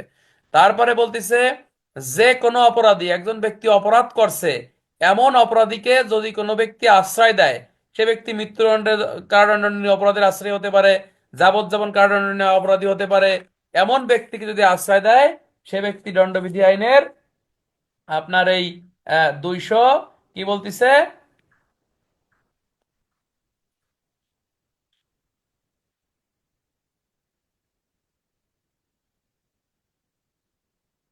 212 ধারা মোতাবেক সে অপরাধ করছে বলেই গণ্য হবে। যেমন বন্ধুরা, আমরা যদি এখানে একটা উদাহরণ দেখি, একটু উদাহরণটা পড়ি আমরা ভাই, উদাহরণ স্যাররা হুবহু তুলে দেয়। যেমন দেখেন, বলতিছে যে ক খ ডাকাতি করছে জানিয়া অনুরূপ আইনানুগ শাস্তি হতে তাকে লুকায় রাখাবার উদ্দেশ্যে জ্ঞাতসারে খকে লুকায় রাখে। এই ক্ষেত্রে যেহেতু খ যাবজ্জীবন কারাদণ্ডনীয়, সেহেতু ক অনূর্ধ্ব 3 বছরের জন্য যে কোনো কারাদণ্ডনীয় অপরাধ হবে এবং তদুপরি জরিমানা দণ্ডেও দণ্ডিত হবে। অর্থাৎ বলতেছে যে সে ডাকাতি করছে, হ্যাঁ, তাহলে তাকে হচ্ছে শাস্তির হাত থেকে বাঁচানোর জন্য সে লুকাই রাখছে, সেই ক্ষেত্রে দণ্ডবিধির 212 ধারা মোতাবেক সে অপরাধ করছে বলে গণ্য হবে। উদাহরণটা মনে রাখবো। 213, 14, 15 এই তিনটা ধারা আমরা পড়বো, রিটেনে পরীক্ষায় আসতে পারে। একটু ভালো করে দেখি। 213 ধারায় বলতেছে অপরাধীকে শাস্তি হতে লুকায় রাখার জন্য উপহার ইত্যাদি সামগ্রী গ্রহণ করা। কি বলতেছে বন্ধুরা? অপরাধীকে শাস্তি, ভালো করে শিখি বন্ধুরা আমরা এখানে। অপরাধীকে শাস্তি হতে লুকায় রাখার জন্য উপহার সামগ্রী ইত্যাদি গ্রহণ করা। কাকে বাঁচায় রাখার জন্য? অপরাধীকে বাঁচায় রাখার জন্য বা মানে লুকায় রাখার জন্য কি গ্রহণ করা? উপহার সামগ্রী বা ওই যে বকশিস বা ঘুষ গ্রহণ করা। বলতিছে কোনো ব্যক্তি কোনো অপরাধ গোপন করার জন্য অথবা তাকে শাস্তির হাত থেকে বাঁচানোর উদ্দেশ্যে অথবা তার বিরুদ্ধে কোনো মামলা দায়ের যাতে না হয়, হ্যাঁ, এই বিনিময়ে বা এই উদ্দেশ্যে কোনো বকশিস তাহার নিজের জন্য বা অন্য কোনো ব্যক্তির জন্য সম্পত্তি ক্ষতিপূরণ গ্রহণ করে বা অর্জনের উদ্যোগ করে বা গ্রহণ করতে সম্মত হয়, সেই ক্ষেত্রে যদি অপরাধটি মৃত্যুদণ্ডে দণ্ডনীয় হয়, তবে সেই ব্যক্তি 7 বছর পর্যন্ত যে কোনো মেয়াদে সশ্রম বা বিনাশ্রম কারাদণ্ডে দণ্ডিত হইবে এবং তাহাকে জরিমানার দণ্ডেও দণ্ডিত করা যাবে। একটু ভালো করে বুঝি আমরা বন্ধুরা। বলতিছে যে আপনি একজন ব্যক্তিকে শাস্তির হাত থেকে বাঁচানোর উদ্দেশ্যে কি করতেছেন? উপহার সামগ্রী গ্রহণ করতেছেন বা বকশিস গ্রহণ করছেন। ওই যে আগেই পড়াইছিলাম 161 সাথে 213 পার্থক্যটা কি? 161 হচ্ছে সরকারি কর্মচারী সরাসরি ঘুষ নিচ্ছে, 161। আর 213টা হচ্ছে সরাসরি, 213 হচ্ছে সরাসরি আপনি আসামিকে ছাড়িয়ে দিচ্ছেন বা আসামির বিরুদ্ধে যাতে কোনো আইনানুগ ব্যবস্থা গ্রহণ করা না হয় এই উদ্দেশ্যে তাকে আপনি টাকা খেয়ে ছাড়িয়ে দিয়েছেন। অর্থাৎ আহ, উম, এই ইন্টেনশন নিয়ে আপনি এই কাজটা করছেন, দণ্ডবিধির 213 ধারা মোতাবেক আপনি অপরাধ করছেন বলে গণ্য হবে। আমাদেরকে জেনে রাখা ভালো যে আপনি শুধু টাকা খাইছেন আপনার নিজের জন্য না, যদি নিজের জন্য না খান, হ্যাঁ, আপনি যদি অন্য কারোর জন্যও খান, সেক্ষেত্রে 213-তে আপনি অপরাধ করছেন বলে গণ্য হবে। থানায় দেখবেন এরকম লোক থাকে যে আমি তো টাকা খাই না, আমার সাথে ফোর্স আছে ওদেরকে দেন, বা আমি তো খাই না, আপনি ওসি ওসি স্যারের জন্য কিছু দেন, ঠিক আছে কিনা, ওসিরে নিয়ে আমি দিবানি বা সাব ইন্সপেক্টরে নিয়ে আমি দিবানি। তো এই কাম যদি আপনি করেন তার মানে আপনি খাইছেন বলেই গণ্য হবে। অর্থাৎ 213-তে আপনাকে এই কথা দেখেন, একটু মেইন বইটা খুলে দেখেন ভাই, বই থাকলে খুলে দেখেন। বলছে নিজের জন্য বা অন্য কোনো ব্যক্তির জন্য, অর্থাৎ আপনি খালিও একই দ্বারা বা অন্য কোনো ব্যক্তির জন্য আপনি যদি নেন যে আমি তো টাকা খাই না, ফোর্স আছে, ফোর্সে কিছু খাওয়াই দেন, হ্যাঁ, এরকম লোক কিন্তু থানায় অ্যাভেলেবেল দেখবেন আছে। আমি গাবতলির হাজি, আমি খাই না, আপনি ফোর্সে দেন আমি দেখতেছি, হ্যাঁ, বা ওসির জন্য 5,000 দেন আমি নিয়ে দিবানি, সমস্যা নাই, আমি খাই না ভাই, আমার মাফ করেন, আমি ভালো লোক, তাই না, আমি হাফেজ। তাহলে আপনি 213-তে আপনি অপরাধ করছেন বলে গণ্য হবে। আপনার কাজটা কি? কাজ আছে আপনি কোনো ব্যক্তিকে শাস্তির হাত থেকে বাঁচানোর জন্য আপনি বকশিস বা উপহার ইত্যাদি সামগ্রী গ্রহণ, আপনি নিজে করেন নাই, মানে বলতেছে যে আপনি নিজের জন্য করছেন অথবা অন্য কোনো ব্যক্তির জন্য করছেন, সেই ক্ষেত্রে আপনি 213 ধারা মোতাবেক আপনি অপরাধ করছেন বলেই গণ্য হবে। ঠিক আছে? আচ্ছা, এরপরে হলো 214 ধারা। 214 ধারায় বলতেছে অপরাধীকে বাঁচাইবার বিনিময়ে উপহার বা সত্তর পুনঃপ্রতিষ্ঠার প্রস্তাব করা। হ্যাঁ, এই যে মনে করেন আপনি খাইছেন, মানে টাকা নেছেন বা কারো জন্য টাকা নেওয়াইছেন, আপনি অপরাধী হচ্ছে 213-তে। কিন্তু যে ব্যক্তি টাকা দেবে বা যে ব্যক্তি টাকা দেওয়ার জন্য বলবে সে ব্যক্তির অপরাধ হচ্ছে 214 ধারা। আমি কি বোঝাতে পারছি? যেমন দেখবেন আপনি থানার থেকে যখন মফস্বলে আমরা যাই, ওই এলাকার দেখবেন অনেক গণ্যমান্য ব্যক্তি আছে বা চেয়ারম্যান মেম্বার দালাল টাইপের লোক আছে, থানার দারোগা আইছে, 2,000 টাকা দিয়ে দেয়, কষ্ট করে আইছে মেম্বার, মেম্বার টাইপের লোক আছে, যে আসামি বলে যে দারোগা সাহেব আসামি ছাড়ি দেন, আসামি ছাড়ি দেন, আপনারা দেখতেছি কি করা যায়, আমি দেখতেছি, ঠিক আছে। এরকম অনেক অভিজ্ঞতার শিকার আমরা হই এখন, দেখি। আগে থানায় চাকরি করিনি, এখন করে অনেক অভিজ্ঞতা হওয়ার চেষ্টা অর্জন করতেছি, ইনশাল্লাহ আরো কত কিছু দেখবো। তাহলে এই যে ব্যক্তি টাকার প্রস্তাবনা দেবে, সে যে ব্যক্তি টাকা দিল অথবা দেয়ার কথা বললো যে দারোগা আইসে দে ছাড়ি দিবে না, তাহলে সে ব্যক্তি 214 ধারা মোতাবেক সে অপরাধ করছে বলেই গণ্য হবে। তাহলে প্রশ্ন আসবে কিভাবে? প্রশ্ন হবে যে ক নামক ব্যক্তিকে পুলিশ অফিসার ধরলো, পুলিশ ক নামক ব্যক্তিকে ছেড়ে দেওয়ার জন্য খ নামক ব্যক্তিকে বলল যে দারোগাকে 5,000 টাকা দিয়ে ছেড়ে দিবে না, সেই ক্ষেত্রে হচ্ছে এই 214 ধারা মোতাবেক সে অপরাধ করছে বলেই বেসিক্যালি গণ্য হবে। ক্লিয়ার? আচ্ছা, 215 ধারাটা কিন্তু অত্যন্ত গুরুত্বপূর্ণ। এই ধারাটা আমরা একটু ভালো করে দেখি কি বলছে। অপহৃত বা চোরাই সম্পত্তি উদ্ধারে সাহায্য করিবার জন্য উপহার সামগ্রী। অপহৃত কি? অপহৃত মানে যে সম্পত্তি অপহরণ করে নিয়ে গেছে, ছিনাই নিয়ে গেছে, অথবা চুরি করে নিয়ে গেছে। অনেক সময় হয় না যে মোবাইল চুরি হয়ে গেছে, থানায় জিডি হয়, চুরির কিন্তু জিডি হয় না, চুরির কিন্তু মামলা হয়। ঠিক আছে কিনা? মনে করেন যে ঠিক আছে তোমার গরু চুরি হয়ে গেছে, আমি উদ্ধার করে দিবানি, 5,000 টাকা দাও। সিডিআর মিডিয়ার আনতে অনেক খরচ আছে, তাহলে অনেক লবিং টবিং আছে, অনেক কাজ আছে। ঠিক আছে কিনা? এই ট্রাই এগেইন কি লেখ 204 ধারা জনসাধারণ নাকি পুলিশের ক্ষেত্রে? 204 ধারা আছে নর্মালি আপনার ওই পুলিশের ক্ষেত্রে মানে সরকারি কর্মচারীর ক্ষেত্রে প্রযোজ্য, কিন্তু পাবলিকের ক্ষেত্রে প্রযোজ্য কিনা আমি একটু পরে জানাচ্ছি। তবে 204 হবে না, আমি জানাচ্ছি, দাঁড়ান ভাই, আমি তো সব জানি না, একটু ওয়েট করেন। আচ্ছা, তাহলে 215 ধারা আছে এইটা বলতেছে যে ব্যক্তি অপহৃত বা চোরাই সম্পত্তি উদ্ধারে সাহায্য করবে কোনো উপহার সামগ্রী গ্রহণ করে। ঠিক আছে, তোমার আইফোন উদ্ধার করে দিবানি, চুরি হয়েছে, সিটির মিডিয়া নিয়ে অনেক খরচ আছে, 10,000 টাকা কন্টাক্ট, আইফোনের দাম হলো 1.5 লাখ, নাকি এরকম ঘটনা কিন্তু ঘটে নাকি থানাতে? এরকম করা যাবে না। অর্থাৎ কোনো চোরাই সম্পত্তি বা অপহৃত সম্পত্তি। এখন তুমি জানো না যে চোরাই সম্পত্তি কোনটা? বন্ধুরা, তুমি কি জানো চোরাই সম্পত্তি কোনটা? দণ্ডবিধির 410 ধারায় মোট 5 প্রকারের সম্পত্তিকে চোরাই সম্পত্তি বলছে। 1 নম্বরে যে সম্পত্তি চুরির মাধ্যমে হস্তান্তরিত হয়। 2 নম্বরে বলতেছে যে সম্পত্তি বলপূর্বক আদায়ের মাধ্যমে হস্তান্তরিত হয়। 3 নম্বরে যে সম্পত্তি দস্যুতার মাধ্যমে হস্তান্তরিত হয়। 4 নম্বরে যে সম্পত্তি আত্মসাতের মাধ্যমে হস্তান্তরিত হয়। 5 নম্বরে যে সম্পত্তি অপরাধজনক বিশ্বাসভঙ্গের মাধ্যমে হস্তান্তরিত হয়। এই 5 প্রকারের সম্পত্তিকে চোরাই সম্পত্তি বলে। এবং এই 5 প্রকারের সম্পত্তি কোনো ব্যক্তি হারাই ফেললে বা কোনো ব্যক্তির কাছ থেকে কেউ নিয়ে গেলে এই সম্পত্তি উদ্ধার করে দেবে। এই কন্টাকে যদি কোনো ব্যক্তি কোনো কাজ করে, হ্যাঁ, সেই ক্ষেত্রে সে দণ্ডবিধির 215 ধারা মোতাবেক অপরাধ করছে বলে গণ্য। কন্ট্যাক্ট করে যে তোর ফোন চুরি গেছে, উদ্ধার করে দেবেন, জিডি তো আমার নামে আছে, সিটিআর মিডিয়ার আনতে খরচ আছে, 5,000 টাকা দিস কেনে, এরকম করা যাবে না। তাহলে আপনি দণ্ডবিধির 215 ধারা মোতাবেক আপনি অপরাধ করছেন বলেই গণ্য হবে। এই ক্লাসে অনেক কথাই আমরা বলি, সব কথা কিন্তু আবার পাবলিক কারো কাছে বলেন না, কথা বলেন না, তো আমরা সবাই পুলিশের জন্য আলোচনা করি। ঠিক আছে, তাহলে 215 ধারা এটা অত্যন্ত গুরুত্বপূর্ণ। এটা রিটেনে প্রশ্ন প্রশ্ন আসলো, ক নামক একজন এএসআই একটি চোরাই ফোন উদ্ধার করে দেবে মর্মে বাদীর কাছ থেকে 10,000 টাকা নিল, অপরাধ কি? অপরাধ আছে না? সে দণ্ডবিধির 215 ধারা মোতাবেক সে অপরাধ করছে বলে গণ্য হবে। একটা নোট দেবো। এছাড়াও পুলিশ আইনের 729, 857, 880 বিধি মোতাবেক তার বিরুদ্ধে আইনানুগ ব্যবস্থা গ্রহণ করা যাবে। সবাই পড়েন লা হাওলা ওয়ালা কুওয়াতা ইল্লা বিল্লাহিল আলিয়্যিল আযীম। আচ্ছা, এই বছর পরীক্ষা আসছিল, হাজত হতে পলায়ন করেছে অথবা যাকে গ্রেপ্তারের আদেশ জারি করা হয়েছে এই রূপ অপরাধীকে আশ্রয় দান করার শাস্তি। ভালো করে বুঝেন, হাজত থেকে পলায়ন করেছে অথবা যাকে গ্রেপ্তারের আদেশ জারি করা হয়েছে এই রূপ অপরাধীকে আশ্রয় দান করার শাস্তি। হাজত থেকে পলায়ন করছে এমন ব্যক্তিকে আশ্রয় দিলে 216, আর যে ব্যক্তি সেনাবাহিনী নৌবাহিনী থেকে পলাইছে এমন ব্যক্তিকে আশ্রয় দিলে হচ্ছে 136। মনে রাখতে হবে, বলতেছে কখনো কোনো অপরাধের জন্য দণ্ডিত বা অভিযুক্ত কোনো ব্যক্তি অপরাধের জন্য আইনানুগ হাজতে থাকিবার পর অনুরূপ হাজত থেকে পলায়ন করলে, বা কখনো কোনো সরকারি কর্মচারীর অনুরূপ সরকারি কর্মচারীর আইনানুগ ক্ষমতা বলে কোনো অপরাধের জন্য কোনো ব্যক্তি বিশেষ গ্রেপ্তারের আদেশ দিলে, যেই ব্যক্তি কর্মচারী অনুরূপ পলায়ন বা গ্রেপ্তারের আদেশ সম্পর্কে অবগত হইয়া গ্রেপ্তারের বিষয়ে বাধা দেওয়ার উদ্দেশ্যে আশ্রয় দান করে, লুকায় রাখে, সেই ক্ষেত্রে সে এই ধারা মোতাবেক অপরাধ করছে বলে গণ্য হবে। এক কথায়, হাজত থেকে যে ব্যক্তি পলায়ন করছে এমন ব্যক্তিকে পুনঃগ্রেপ্তারের যে ক্ষেত্রে বাধা দেওয়ার জন্য আশ্রয় দেবে, এরকম ঘটনা ঘটে না বন্ধুরা? লা হাওলা ওয়ালা কুওয়াতা ইল্লা বিল্লাহিল আযীম। ঘটনা ঘটে না যে মনে করো হাজত থেকে পলানোর পরে, হাজত থেকে পলানোর পরে সে তার বোনের বাসায় আশ্রয় নেছে, তাহলে তার বোন হচ্ছে দণ্ডবিধির আপনার এই 200,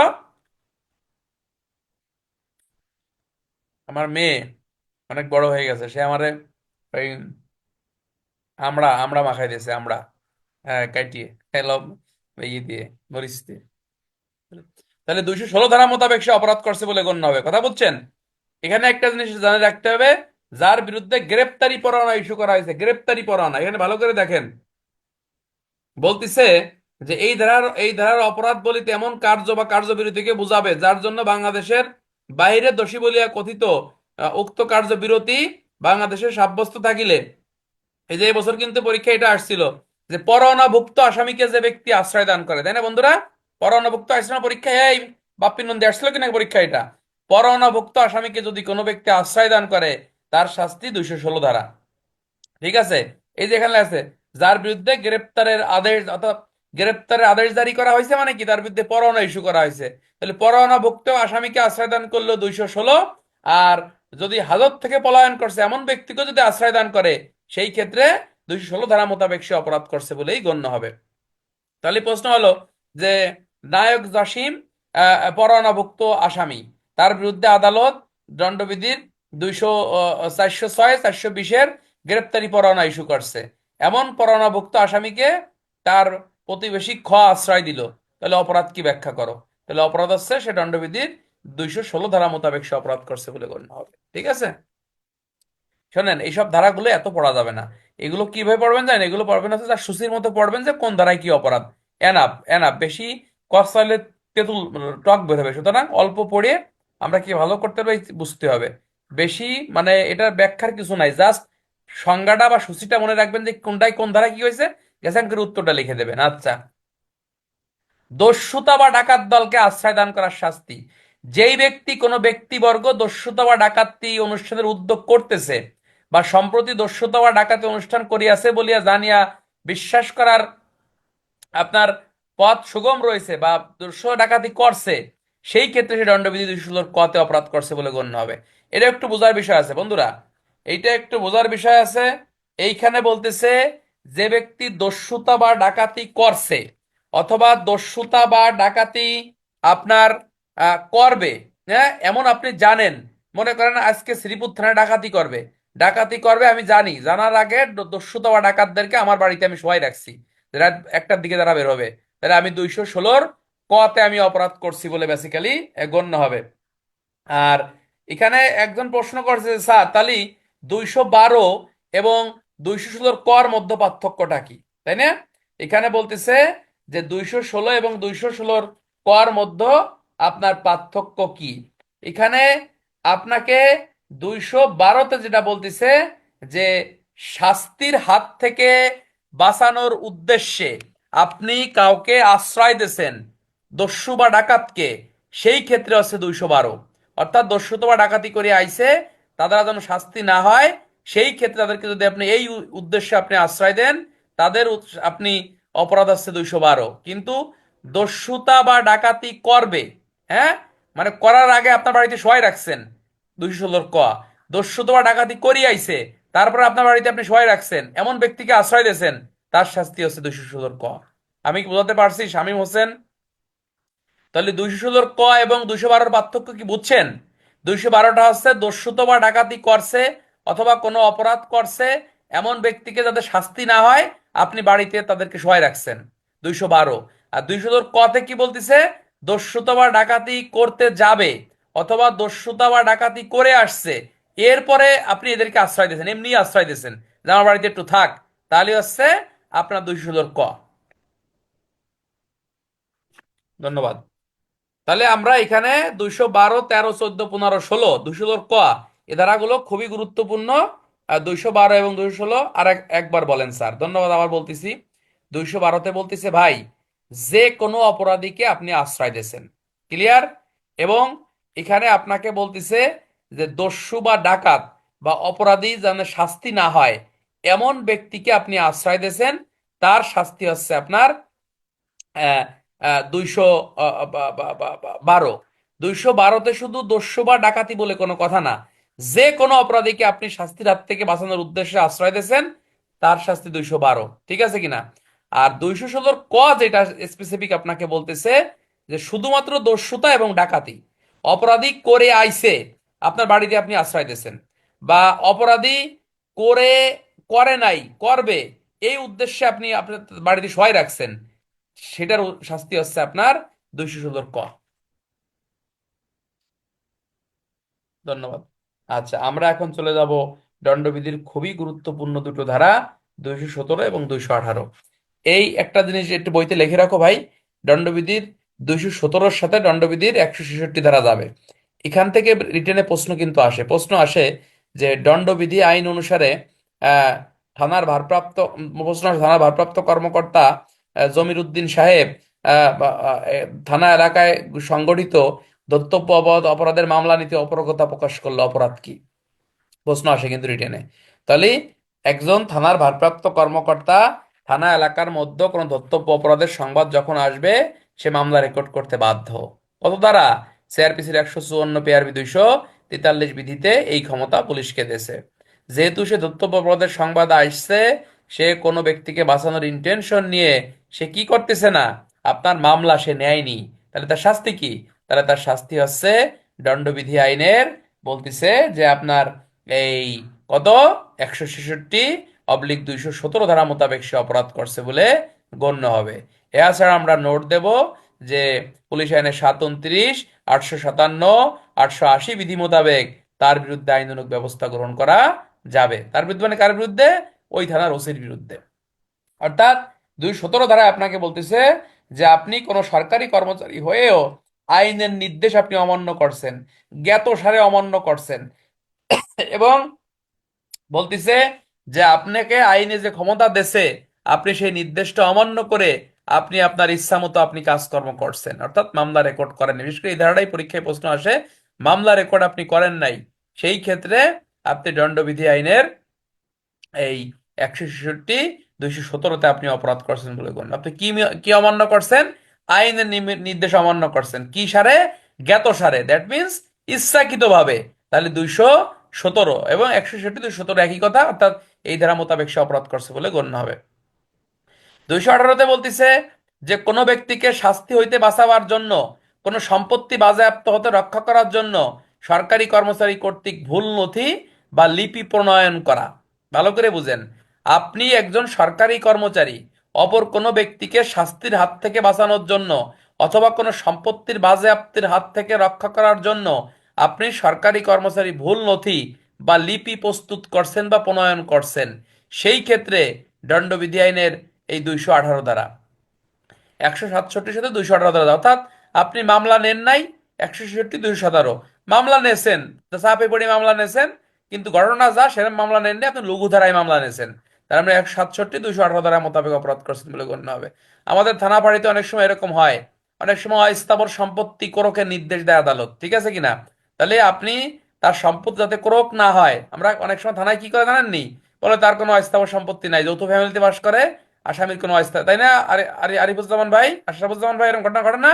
বেশিরভাগ অস্থাবর সম্পত্তির করে কি পড়ো না কি করে, এইভাবে ফেরত পাঠায় দেয় নাকি? এরকম করে না? তাহলে আপনি এই যে যে একজন আসামিরে আপনি বাঁচাই দিলেন, আপনি একজন আসামিকে বাঁচাই দিলেন, সেই ক্ষেত্রে আপনি যে ভুল নথি করে আপনি আসামিকে বাঁচাই দিয়েছেন, তার সম্পত্তি যাতে বাজেয়াপ্ত না হয়, সম্পত্তি যাতে ক্রোক না করা যায়, তাহলে দণ্ডবিধি 218 ধারা মোতাবেক আপনি অপরাধ করছেন বলেই বেসিক্যালি আপনি গণ্য হবেন। লা হাওলা ওয়ালা কুওয়াতা ইল্লা বিল্লাহিল আলিয়্যিল আযীম। কথা ক্লিয়ার? এরকম প্রশ্ন পদোন্নতি পরীক্ষায় কিন্তু চলে আসবে, এটা লিখে রাখেন, লিখে রাখেন। এই যে প্রায় 7-8 মাস আগে বললাম, এবছর এই 217, 218, 167, 166 এই 4টে ধারা থেকে পরীক্ষায় প্রশ্ন আসবে আসবে আসবে আসবে আসবে। 8 মাস আগে বলে রাখলাম, নিশ্চিত পরীক্ষা প্রশ্ন একটা পাবেন। যারা ক্যালকুলায় হাসি দিয়েছেন, পরীক্ষার পরে দেখবেন যে আলামিন ভাইয়ের কথাই সঠিক। আপনি পরীক্ষায় লিখতে পারবেন না, এটা হলো আপনার ব্যর্থতা, কিন্তু এই 8 মাস আগে বললাম লিখে রাখেন, পরীক্ষায় প্রশ্ন আসবে। এই 4টে ধারাতে ভালো করে জানবেন। ধন্যবাদ। 219 ধারাটাও কিন্তু অত্যন্ত গুরুত্বপূর্ণ প্রিয় বন্ধুরা। 219 ধারা অত্যন্ত গুরুত্বপূর্ণ একটি ধারা। সরকারি কর্মচারী কর্তৃক বিচারিক কার্যধারায় দুর্নীতিমূলকভাবে আইন বিরুদ্ধ রিপোর্ট প্রণয়ন করা। বলতেছে কোন সরকারি কর্মচারী হিসেবে কোন বিচারিক কার্যক্রমের যে কোনো পর্যায়ে রিপোর্ট, আদেশ, রায় দুর্নীতিমূলকভাবে বা দুরভিসন্ধিমূলকভাবে প্রস্তুত করা, যে জানতেছে যে সে এটা সঠিক না, সেই ক্ষেত্রে দণ্ডবিধি আইনের কি বলতিছে, বলতিছে যে 219 ধারা মোতাবেক সে অপরাধ করছে বলে বেসিক্যালি আপনার গণ্য হবে। কিরকম বন্ধুরা, আপনারা যদি একটু খেয়াল করে দেখেন, এখানে আপনি জানতে পারবেন। মনে করেন আপনি টাকা খাইয়ে আপনি চার্জশিটে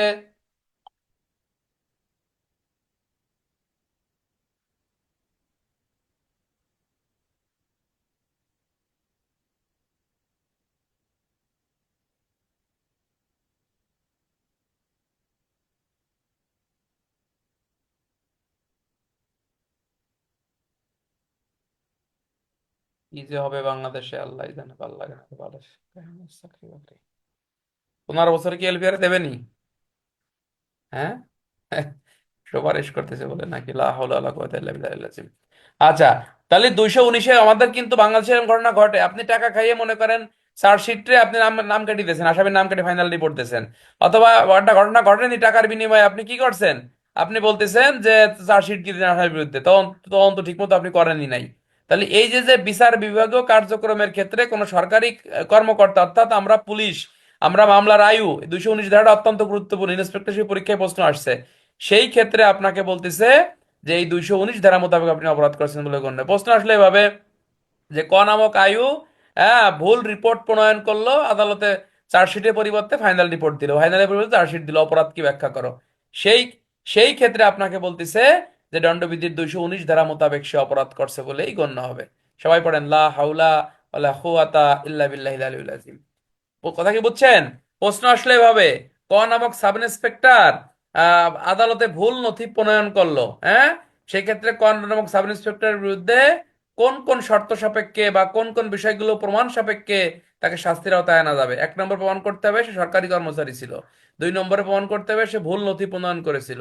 3 নম্বরে প্রমাণ করতে হবে সে বিচারিক কার্যক্রমে ভুল নথি প্রণয়ন করেছিল। 4 নম্বর, প্রমাণ করতে হবে উক্ত ভুল নথি সে ইচ্ছাকৃতভাবে প্রণয়ন করেছিল। হ্যাঁ। আহ, অর্থাৎ এই এই বিষয়গুলো প্রমাণ সাপেক্ষে 219 ধারা মোতাবেক মামলার আয়ুকে শাস্তির আওতায় আনা যাবে। লা হাওলা ওয়ালা কুওয়াতা ইল্লা বিল্লাহিল আলিয়্যিল আযীম।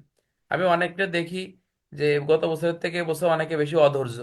শোনেন ভাই, মানে র্যাঙ্কের জন্য আপনাকে মানে সত্য কথা বলি, অনেক ধৈর্য সহকারেই কিন্তু লেখাপড়া করতে হয়। অনেকের কাছে এই ধারাগুলো বিরক্তিকর লাগতেছে, আবার অনেকে ভাবতেছে যে শালার স্যারের কাছে ভর্তি হয়ে কি ভুলই করলাম নাকি, দণ্ডবিধির অর্ধেক পড়ানো হয়ে গেছে, আমি কি জীবনে আর পিছন থেকে পাবানি?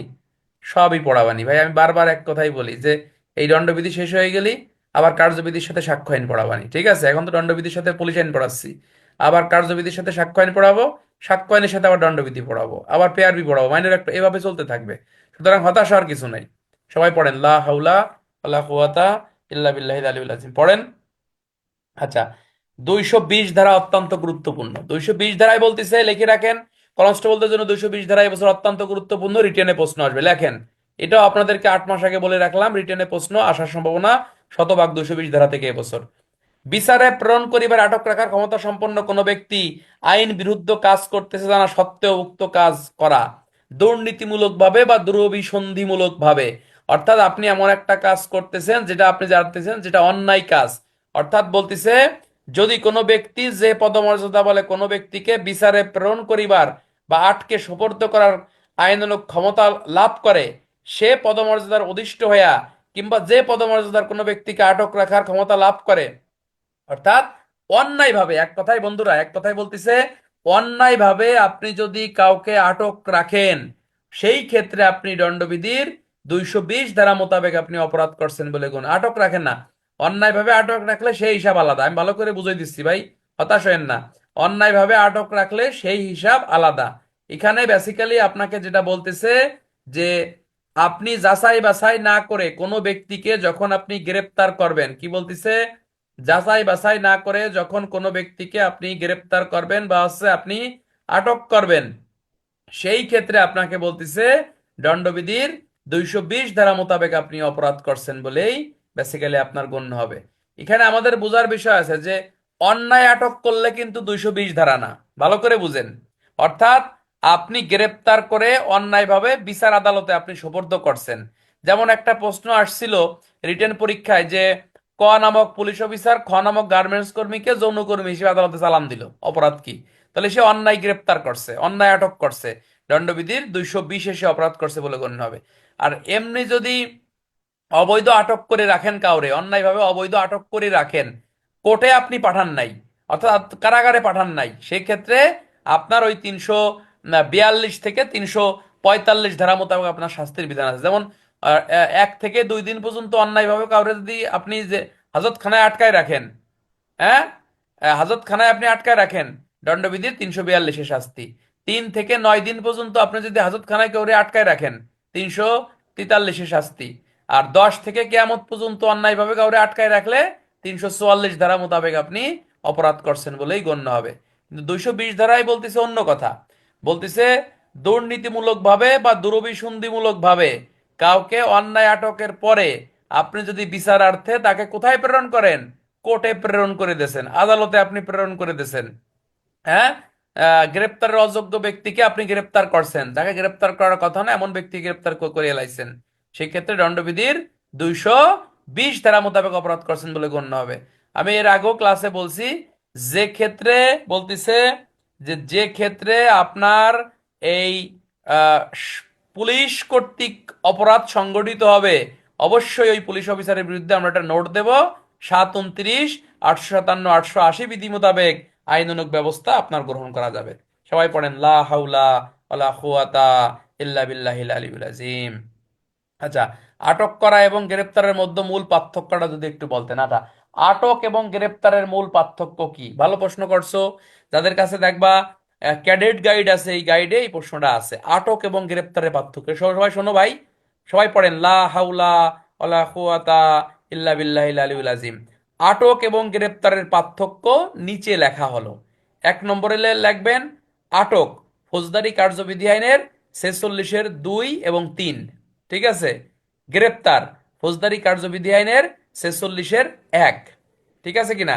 1 নম্বরে লিখবেন যে আহ, সমস্ত কৌশল অবলম্বন করে বল প্রয়োগ করে একজন ব্যক্তিকে আটক করা হয়ে থাকে। হ্যাঁ, কথা দ্বারা একজন ব্যক্তিকে গ্রেপ্তার করা হয়ে থাকে। আটক কোনো ব্যক্তিকে হেফাজতে নেয়ার চূড়ান্ত পর্যায়ে, গ্রেপ্তার কোনো ব্যক্তিকে হেফাজতে নেয়ার চূড়ান্ত পর্যায়ে না। ঠিক আছে কিনা? আটক করার পর কোনো আসামির মৃত্যু সংগঠন করা যায় না। গ্রেপ্তার কার্যকর করার ক্ষেত্রে ক্ষেত্র বিশেষ কোনো ব্যক্তির মৃত্যু কার্যকর করা যায়। ঠিক আছে কিনা? এরপরে আমরা লিখবো ওই আটক এবং গ্রেপ্তার দুটোর ক্ষেত্রেই পিআরবি 316 বিধি আমরা ব্যবহার করব। ঠিক আছে। আচ্ছা, আটক অনেক সময় আপনার অবৈধ হতে পারে, কিন্তু অন্যায় আটক হতে পারে, কিন্তু গ্রেপ্তার কখনো অবৈধ হয় না। এইভাবে লিখবেন। ঠিক আছে। মেইন কথা আছে, আপনি যদি আইন জানেন, বানাইছেন না ধ্বংসং করে বহুত কিছু লেখা যায়, আপনি যদি মোটেই যদি না জানেন তাহলে কেমনে লিখবেন? আমি আবার কই, গ্রেপ্তার এবং আটকের মধ্যে পার্থক্য নিচে লেখা হলো। 1 নম্বরে লিখবেন গ্রেপ্তার হচ্ছে কোনো ব্যক্তিকে কথা দ্বারা বা আইনের হেফাজতে নেওয়া। আটক হচ্ছে বল প্রয়োগ করে বা অন্য যে কোনো কৌশল অবলম্বন করে কোনো ব্যক্তিকে আইনের হেফাজতে নেওয়া। গ্রেপ্তার হচ্ছে কোনো ব্যক্তিকে হেফাজতে নেওয়ার প্রাথমিক পর্যায়ে। আটক হচ্ছে কোনো ব্যক্তিকে হেফাজতে নেওয়ার চূড়ান্ত পর্যায়ে। আটক করার সময় কোনো ব্যক্তির মৃত্যু ঘটা, গ্রেপ্তার করার সময় কোনো ব্যক্তির মৃত্যু ঘটানো যায়। আটক করার পরে কোনো ব্যক্তির মৃত্যু ঘটানো যায় না। ঠিক আছে কিনা? করা হলো আটক, গ্রেপ্তার ফৌজদারি কার্যবিধি আইনের 46-এর 1, আটক ফৌজদারি কার্যবিধি আইনের 46-এর 2 এবং 3। এটাও পেয়ারবি 316, এটাও পেয়ারবি 316 আমরা ব্যবহার করব। ঠিক আছে কিনা? আচ্ছা, এরপরে হচ্ছে এই কথা বা কথার দ্বারা অনেক সময় গ্রেপ্তার কার্যকর হতে নাও পারে, কিন্তু আটক সব সময় বল প্রয়োগ করে বা কৌশল অবলম্বন করে কার্যকর করতে হয়। অনেকটা একই, তাই না? চাঁদনি খাতুন বলছে অনেকটা এক, অনেকটা একই। হ্যাঁ, ধন্যবাদ। অনেকটা একই, কিন্তু এটা পার্থক্য আছে। কোথায় লেখা আছে? হ্যাঁ, ও, অ্যারেস্ট শব্দের অর্থ হচ্ছে গ্রেপ্তার, আর কনফাইন্ড শব্দের অর্থ হচ্ছে আটক। লিখবেন ARREST, অ্যারেস্ট মানে হচ্ছে গ্রেপ্তার, আর CONFINEMENT কনফাইনমেন্ট শব্দের অর্থ হচ্ছে আটক। অত ইংরেজি দরকার নাই, ভুল হয়ে গেলে সমস্যা। ঠিক আছে। হ্যাঁ, লা হাওলা ওয়ালা কুওয়াতা ইল্লা বিল্লাহ, কথা কইন না।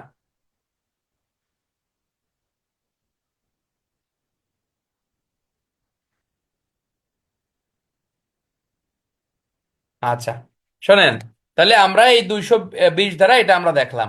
221-এ আমরা চলে যাব বন্ধুরা, এটা অত্যন্ত গুরুত্বপূর্ণ। আহ 220 ধারা অত্যন্ত গুরুত্বপূর্ণ, এটা 220-এর দিকে আমরা চলে যাব।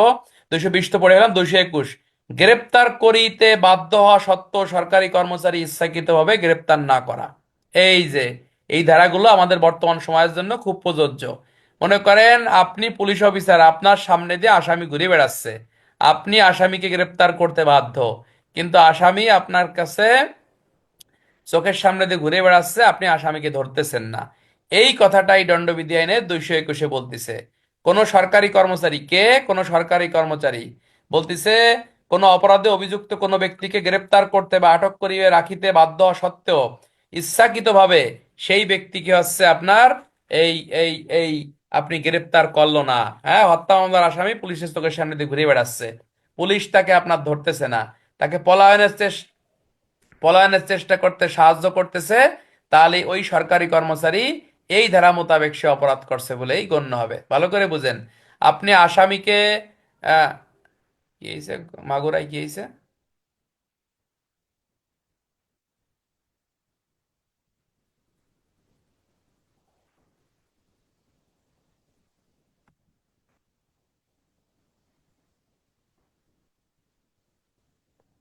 মাগুরায় কনস্টেবল কট খাইছে মানে কোন জায়গায় কি হয়েছে? কে, কার আইডি এটা?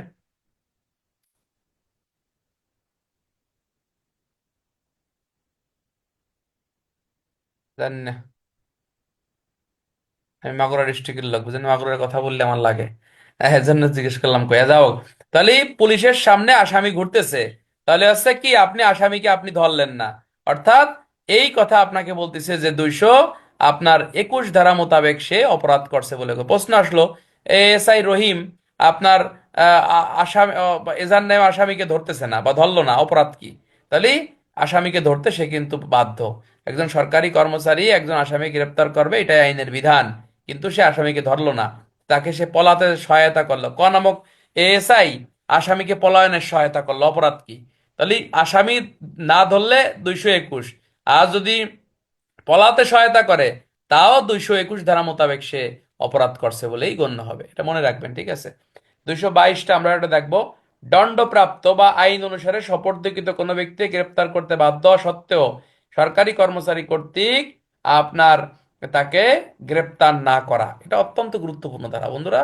লা হাওলা ওয়ালা কুওয়াতা ইল্লা বিল্লাহিল আযীম। বলতেছে, যদি কোনো সরকারি কর্মচারী হিসেবে কোনো আদালতের কোনো অপরাধের জন্য দণ্ডাজ্ঞ অনুসারে কোনো ব্যক্তিকে বা আইন অনুসারে আটকে সোপর্দ কোনো ব্যক্তিকে গ্রেপ্তার করতে বা আটক রাখতে বাধ্য হওয়া সত্ত্বেও সে যদি ইচ্ছাকৃতভাবে তাকে গ্রেপ্তার না করে, তাকে পলায়নে সহায়তা করে, সেক্ষেত্রে দণ্ডবিধির 222 অপরাধ করছে বলে গণ্য হবে। ওই যে আমাদের প্রায় যে ঘটনাগুলো ঘটে, অর্থাৎ পরোয়ানাভুক্ত আসামিকে আপনি ধরতেছেন না, হ্যাঁ, চোখের সামনে দিয়ে ওয়ারেন্টের আসামি ঘুরে বেড়াচ্ছে, আপনি তারা ধরতেছেন না, অর্থাৎ বলতিছে যে আপনার,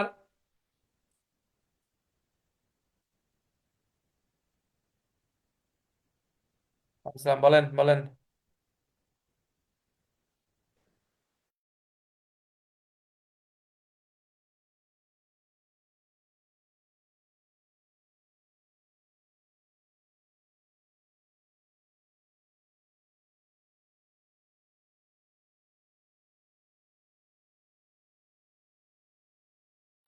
টাকা নিয়ে চুক্তি করে রাখে, তাই না? আচ্ছা, হ্যাঁ, তাহলে কি বলছে, 222টা অত্যন্ত গুরুত্বপূর্ণ বন্ধুরা। প্রশ্ন আসলো যে থানার এএসআই রহিম পরোয়ানাভুক্ত আসামিকে ধরলো না, তাকে পালিয়ে যেতে সহায়তা করলো, অপরাধ কি? তাহলে এমন কাজ যদি কোনো ব্যক্তি করে, কোনো পুলিশ অফিসার বা সরকারি কর্মচারী, সে দণ্ডবিধির 222 ধারা। নর্মাল আসামিকে ধরি নেই, সে হচ্ছে মনে করেন মামলার এজাহার নামে আসামিকে ধরতেছে না পুলিশ, এটা হচ্ছে দণ্ডবিধির 221 অপরাধ, ঠিক আছে কিনা? আর যার বিরুদ্ধে বলতেছে, যদি কোনো ব্যক্তি সরকারি কর্মচারী হিসেবে কোনো আদালত কর্তৃক কোনো অপরাধের প্রদত্ত দণ্ডাজ্ঞ অনুসারে, দণ্ডাজ্ঞ মানে কি, তার তার সাজা হয়ে গেছে, হ্যাঁ, কিংবা আইন অনুসারে আটকে সোপর্দ কোনো ব্যক্তি গ্রেপ্তার করিতে বা আটক রাখিয়া আইন অনুসারে বাধ্য হওয়া সত্ত্বেও ইচ্ছাকৃতভাবে অনুরূপ ব্যক্তি গ্রেপ্তার করে না বা তাকে পালিয়ে যেতে সহায়তা করে, সেই ক্ষেত্রে আপনাকে বলতেছে যে 222 ধারা মোতাবেক সে ব্যক্তি অপরাধ করছে বলে গণ্য হবে।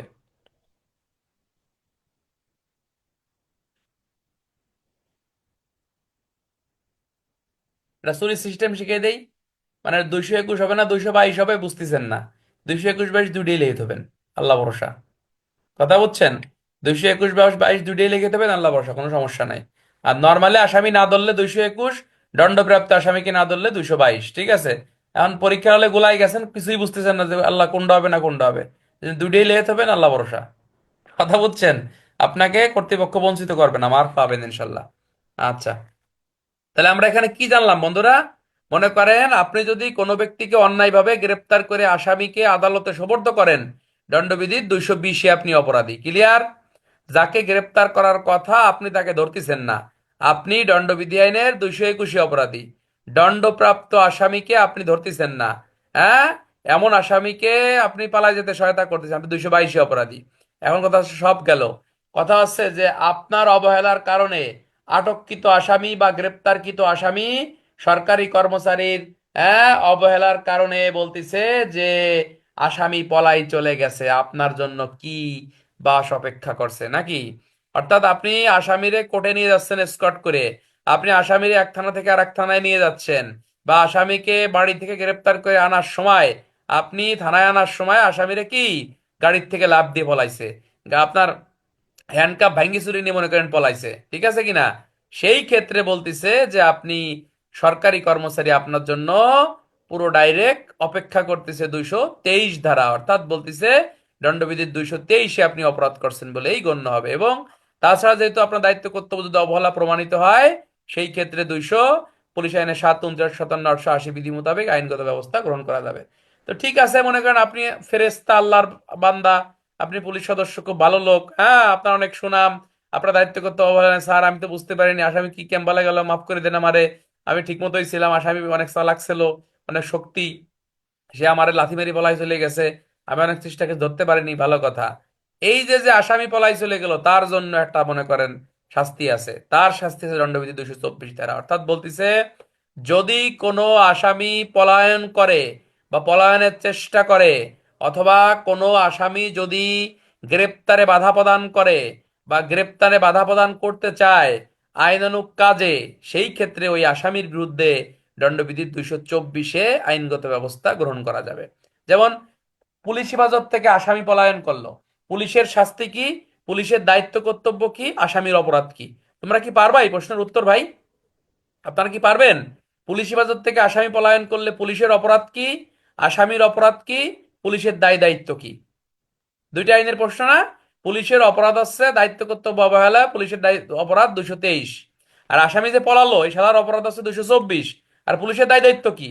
পুলিশের দায় দায়িত্ব নিম্নরূপ: 1 নম্বরে জিডিতে নোট দেবো, 2 নম্বরে উদ্যান কর্তৃপক্ষকে জানাবো, 3 নম্বরে কার্যবিধির 66, 67 ধারা মোতাবেক বাংলাদেশের যে কোনো স্থানে অনুসরণ করে কার্যবিধির 748 ধারা, 49 ধারা পদ্ধতি অনুসরণ করে তাকে গ্রেপ্তারের চেষ্টা করব। কার্যবিধির 42 ধারা মোতাবেক জনসাধারণের সাহায্য নেব। 250 ধারা মোতাবেক হইচই বিজ্ঞপ্তি ইস্যু করব। এরপরে হচ্ছে আপনার আহ কার্যবিধির 51, 52, 53 ধারা মোতাবেক গ্রেপ্তারকৃত আসামির দেহ তল্লাশি করব। এরপর দণ্ডবিধির 224 ধারা মোতাবেক তার বিরুদ্ধে কি সুমুঠো মামলা রুজু করব। এটা হচ্ছে পুলিশের দায় দায়িত্ব। তুমি মনে করো যতই ভালো আইন জানো, কিন্তু প্রশ্ন বোঝো না, তাহলে কিন্তু কোনো আইন জানি কোনো লাভ নাই। কথা কি বুঝছেন? অন্য টিচাররা কিভাবে পড়ায় এটা আমি জানি না, কারণ অত্যন্ত ক্লাস শোনার এরকম সময় হয় না, তাই না? আমরা ভালো করে মন থেকে আত্মা থেকে পড়ানোর চেষ্টা করি। টাকা দেন নাকি ডাকিটা, সম্মানী পাঠান নাকি ডাকিটা, কন আতুস করেন। সবার কিন্তু একটা রেজিস্টার আছে, দেখছেন? সবার মোবাইল নাম্বার কিন্তু দেওয়া আছে ওখানে। অর্থাৎ আপনার মোবাইল নাম্বারের লাস্টের 2টা ডিজিট মিলালে আপনার সিরিয়াল কিন্তু পেয়ে যাবেন। ঠিক আছে, ফাঁকি দেওয়ার ঠিক না ভাই। যার বিশেষ কোনো সমস্যা থাকবে আমাকে বলবেন যে ভাই আমি সমস্যায় আছি, আমি পরে দেবো বা দেখবো লিখবো, নাহলে আমি সব ডিলিট করে দেবো। আমি কিন্তু কঠোর হয়ে গেছি, থানায় চাকরি করে না, অনেক কঠোর হয়ে গেছি এখন, বুঝলেন নাই? আগের মতো দয়া মায়া নাই এখন নাকি? আচ্ছা, আছে, অনেক আছে, সমস্যা নাই। কোনো সমস্যা থাকলে আমাকে বলবেন, ঠিক আছে কিনা? অনেকের বেতন হচ্ছে না, বা অনেকে পোস্টিং হয়ে আসছেন, অবশ্যই আমাকে বলতে হবে। না বললে এখানে আসলে কে কে অ্যাড আছেন বা কে কে পড়েন বা কে কে পড়েন না, সবই কিন্তু মোবাইল নাম্বার দিয়ে একটা রেজিস্টার করা আছে। আপনাদেরকে অলরেডি রেজিস্টারটা দিছি, দেখেন, ঠিক আছে? এবং যারা টাকা দিচ্ছে তাদের কিন্তু নাম কাটা হচ্ছে। অত্যন্ত দুঃখের সাথে বলতে হচ্ছে যে এখনো অনেক লোক সম্মানী প্রদান করেন নাই। এই যে আপনাদের মনে করেন ভাই, সত্য বলতে যেটা, থানায় চাকরি করে তো অনেক কষ্ট তো বোঝেনি, তাই না? যারা থানায় চাকরি করেন, তারপরেও কিন্তু আমি আপনাদের পড়াচ্ছি বা নিজেরও পড়ার চেষ্টা করতেছি। কেউ ফাঁকি না দেয় ইনশাল্লাহ ভাই, কোনো সমস্যা থাকলে আমাকে বলবেন। আচ্ছা, তাহলে 224টাকে আমরা বুঝতে পারছি, 223, 24 অত্যন্ত গুরুত্বপূর্ণ, ধন্যবাদ। অত্যন্ত গুরুত্বপূর্ণ এই ধারাগুলো আমরা আজকে জানলাম। তাহলে আজকে আমরা কি জানলাম এটা একটু রিভিশন দেই। আমরা 204 বা জানলাম যে সরকারি কর্মচারী যদি কি করতেছে, সরকারি কর্মচারী যদি আপনার এই বিচারিক কার্যক্রমের নথি ছিঁড়ে ফেলছে তার শাস্তি। 205-এ বলতেছে দেওয়ানি ফৌজদারি কার্যধারার কি বলতিছে, মিথ্যা ছদ্মবেশ ধারণ করার শাস্তি। 209-এ বলতিছে অসাধুভাবে দাবি উত্থাপন করার শাস্তি। 211-তে বলতেছে মিথ্যা অভিযোগ দায়ের করার শাস্তি। এই ধারা থেকে পরীক্ষায় প্রশ্ন আসবে আসবে আসবে আসবে, সেটা হচ্ছে মিথ্যা অভিযোগ এবং মিথ্যা সংবাদ পরিবেশনের মধ্যে পার্থক্য লেখো। সবাই পড়েন, লা হাউলা ওয়ালা কুওয়াতা ইল্লা বিল্লাহিল আলিয়্যিল আযীম। আমরা পড়ছি 212, যে কোনো অপরাধীকে আশ্রয় দান করার শাস্তি 212। আর 213-তে বলতিছে অপরাধীকে শাস্তির হাত থেকে রক্ষা করার জন্য আপনি যদি আসামিকে ছাড়িয়ে দেন টাকা খাইয়ে, ঘুষ খাইছেন, 213। 214 হচ্ছে যে ব্যক্তি ঘুষ দেবে তার সাথে 214। আর 215 হচ্ছে চুরাই অথবা অপহৃত মালামাল উদ্ধার করে দেবে এই কথা কইয়ে সরকারি কর্মচারী কোনো ঘুষ নেছে বা টাকা পয়সা নেছে, সরকারি কর্মচারীর শাস্তি 215। ঠিক আছে। আর 216-তে হচ্ছে যে দণ্ডপ্রাপ্ত আসামি বা পরোয়ানাভুক্ত আসামিকে আপনি আশ্রয় দিয়েছেন, তার শাস্তি 216। আর 217 কতে বলতেছে যে দস্যুতা বা ডাকাতি করছে, করছে বা করবে এমন ব্যক্তিকে যদি আপনি আশ্রয় দেন, 216 ক। তবে স্বামী স্ত্রীর ক্ষেত্রে এই বিধান প্রযোজ্য না। 217-তে বলতেছে সরকারি কর্মচারী যদি ভুল রিপোর্ট বা ভুল নথি প্রস্তুত করে কোনো ব্যক্তিকে শাস্তির হাত থেকে বাঁচানোর উদ্দেশ্যে, 217। 218-তে বলতেছে ভুল নথি প্রস্তুত করলে আর আইনের নির্দেশ অমান্য করলে 217। আর 219-এ বলতেছে যে কোন সরকারি কর্মচারী যদি বিচার বিভাগীয় কার্যধারায় ভুল রিপোর্ট প্রণয়ন করে, যেমন চার্জশিট দিয়ে দিল, ফাইনাল রিপোর্ট দিয়ে দিল, মানে মিথ্যা রিপোর্ট দিয়েছে যেটা আসলে ঘটনা সত্যি না, সেই ক্ষেত্রে আপনাকে বলতেছে ইনশাল্লাহ ভাই অবশ্যই দিয়ে দেবেন সবাই, 219। আর 220-এ আপনাকে বলতেছে যে আপনি একজন সরকারি কর্মচারী, আপনি অন্যায় আটক করে বিচারার্থে তাকে কারাগারে প্রেরণ করছেন, ঠিক আছে কিনা। অন্যায় আটক করলে, শুধু আটক করছেন, অন্যায় আটক করছেন, সেক্ষেত্রে 342 থেকে 344-এ শাস্তি। কিন্তু যদি আপনি আটক করার পরে আপনি কারাগারে পাঠাই দিয়েছেন, অর্থাৎ বিচারার্থে প্রেরণ করছেন, 220-এ আপনি অপরাধী। আর যে কোনো আসামিকে আপনি গ্রেপ্তার করতে বাধ্য, এই আসামিকে যদি আপনি গ্রেপ্তার না করেন, চোখের সামনে দিয়ে ঘুরে বেড়াচ্ছে, 221-এ অপরাধী। আর 222-এ বলতেছে দণ্ডপ্রাপ্ত আসামিকে আপনি যদি গ্রেপ্তার না করেন, 222-এ অপরাধী। আর 223-এ বলতেছে যে আসামি আসামি আপনার দায়িত্ব অবহেলায় পলাইছে, আপনার শাস্তি 223। আর যে আসামি পলাইছে বা পলায়নের চেষ্টা করছে বা গ্রেপ্তারের বাধা দেওয়ার চেষ্টা করছে, তার শাস্তি 224। আসামি বাধা দেয়নি, আসামির নিকট আত্মীয় বাধা দেয়নি, মানে আসামির নিকট আত্মীয় বাধা দিছে বা অন্য আসামির বন্ধু বান্ধব আসামির গ্রেপ্তারে বাধা দিছে বা আসামির পলায়নে সহায়তা করছে, তার শাস্তি হচ্ছে দণ্ডবিধির 225 ধারা মোতাবেক সে অপরাধ করছে বলে গণ্য হবে। তোমরা একটা নোট, আপনারা একটা নোট রাখবেন, এই যে যে পুলিশ রিলেটেড কার্যক্রম, পুলিশের অপরাধ দণ্ডবিধিতে সরকারি কর্মচারীর অপরাধ যদি পুলিশের কথা প্রশ্নে উল্লেখ থাকে, অবশ্যই পুলিশ আইনের 729, 857, 880 বিধি মোতাবেক তার বিরুদ্ধে আইনগত ব্যবস্থা গ্রহণ করা যাবে। এটা আমরা একটা নোটে দেবো, অর্থাৎ যেখানেই পুলিশের অপরাধের কথা থাকবে সেখানে পুলিশ আইনের 729, 857, 880 বিধি আমরা এটা কিন্তু ব্যবহার করব। কথা কি বুঝছেন নাকি বুঝেন নাই? আচ্ছা, ধন্যবাদ। আজকে আমাদের এই পর্যন্ত কি থাক, আমরা এখন চলে যাব পুলিশ আইনের ক্লাসে। পুলিশ আইনের ক্লাসটা অত্যন্ত গুরুত্বপূর্ণ হবে ইনশাল্লাহ, ভালো লাগবে।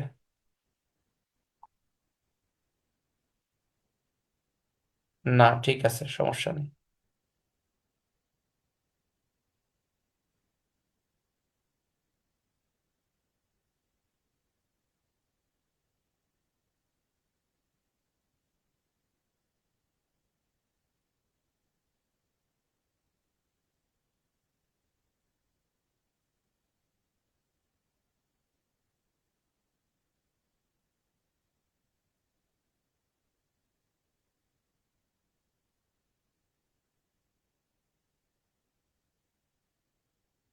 কি হচ্ছে দেশে রে ভাই, সবাই ইস্তেগফার পড়েন, আস্তাগফিরুল্লাহ ওয়া আতুবু ইলাইহি, লা হাওলা ওয়ালা কুওয়াতা আজকে ইল্লা বিল্লাহ। আমরা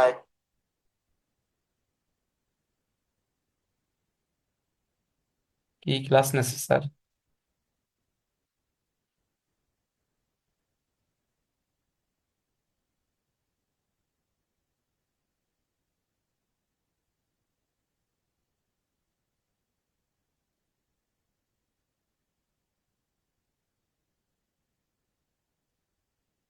রাগটা কতটুকু অনেক মানুষ বুঝতেছে না। মানুষের, বাংলাদেশের সাধারণ মানুষের, বাংলাদেশের ছাত্র জনতা, আমি এখন ঢাকা বিশ্ববিদ্যালয়ের ছাত্র, পাবলিক প্রাইভেট।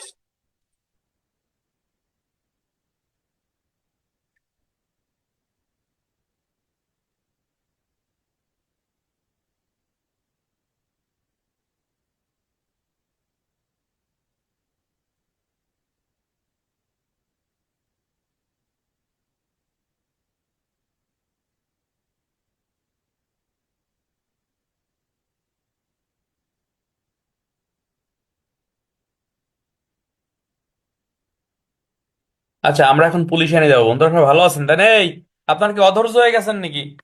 হ্যাঁ, অধৈর্য হয়েছে কারা কারা দেখি আতস করেন।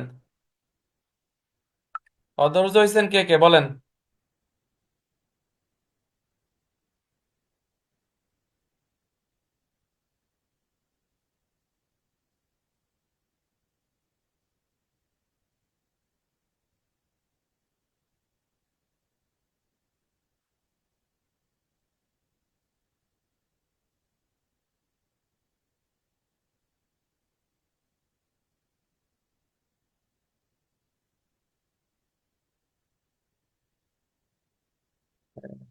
চক ভাই, পাইছি আলহামদুলিল্লাহ, হ্যাঁ ধন্যবাদ। আজকে রিসিভ করছি। আচ্ছা, আমরা এখন পুলিশ আইনে যাবো ইনশাল্লাহ, ঠিক আছে?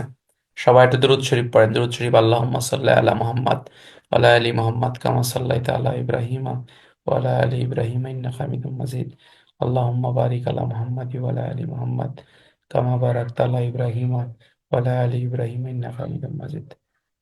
ঠিক আছে ইনশাল্লাহ। আচ্ছা, আমরা এখন আমরা এখন পড়বো হচ্ছে পুলিশ আইন পড়বো, ঠিক আছে? পুলিশ আইন কেন, পুলিশের কত ধারায় তো পরিবর্তন করতেছে। পরিবর্তন হোক তারপরে কইেন, কোথাও বলা যাবে না তাই না?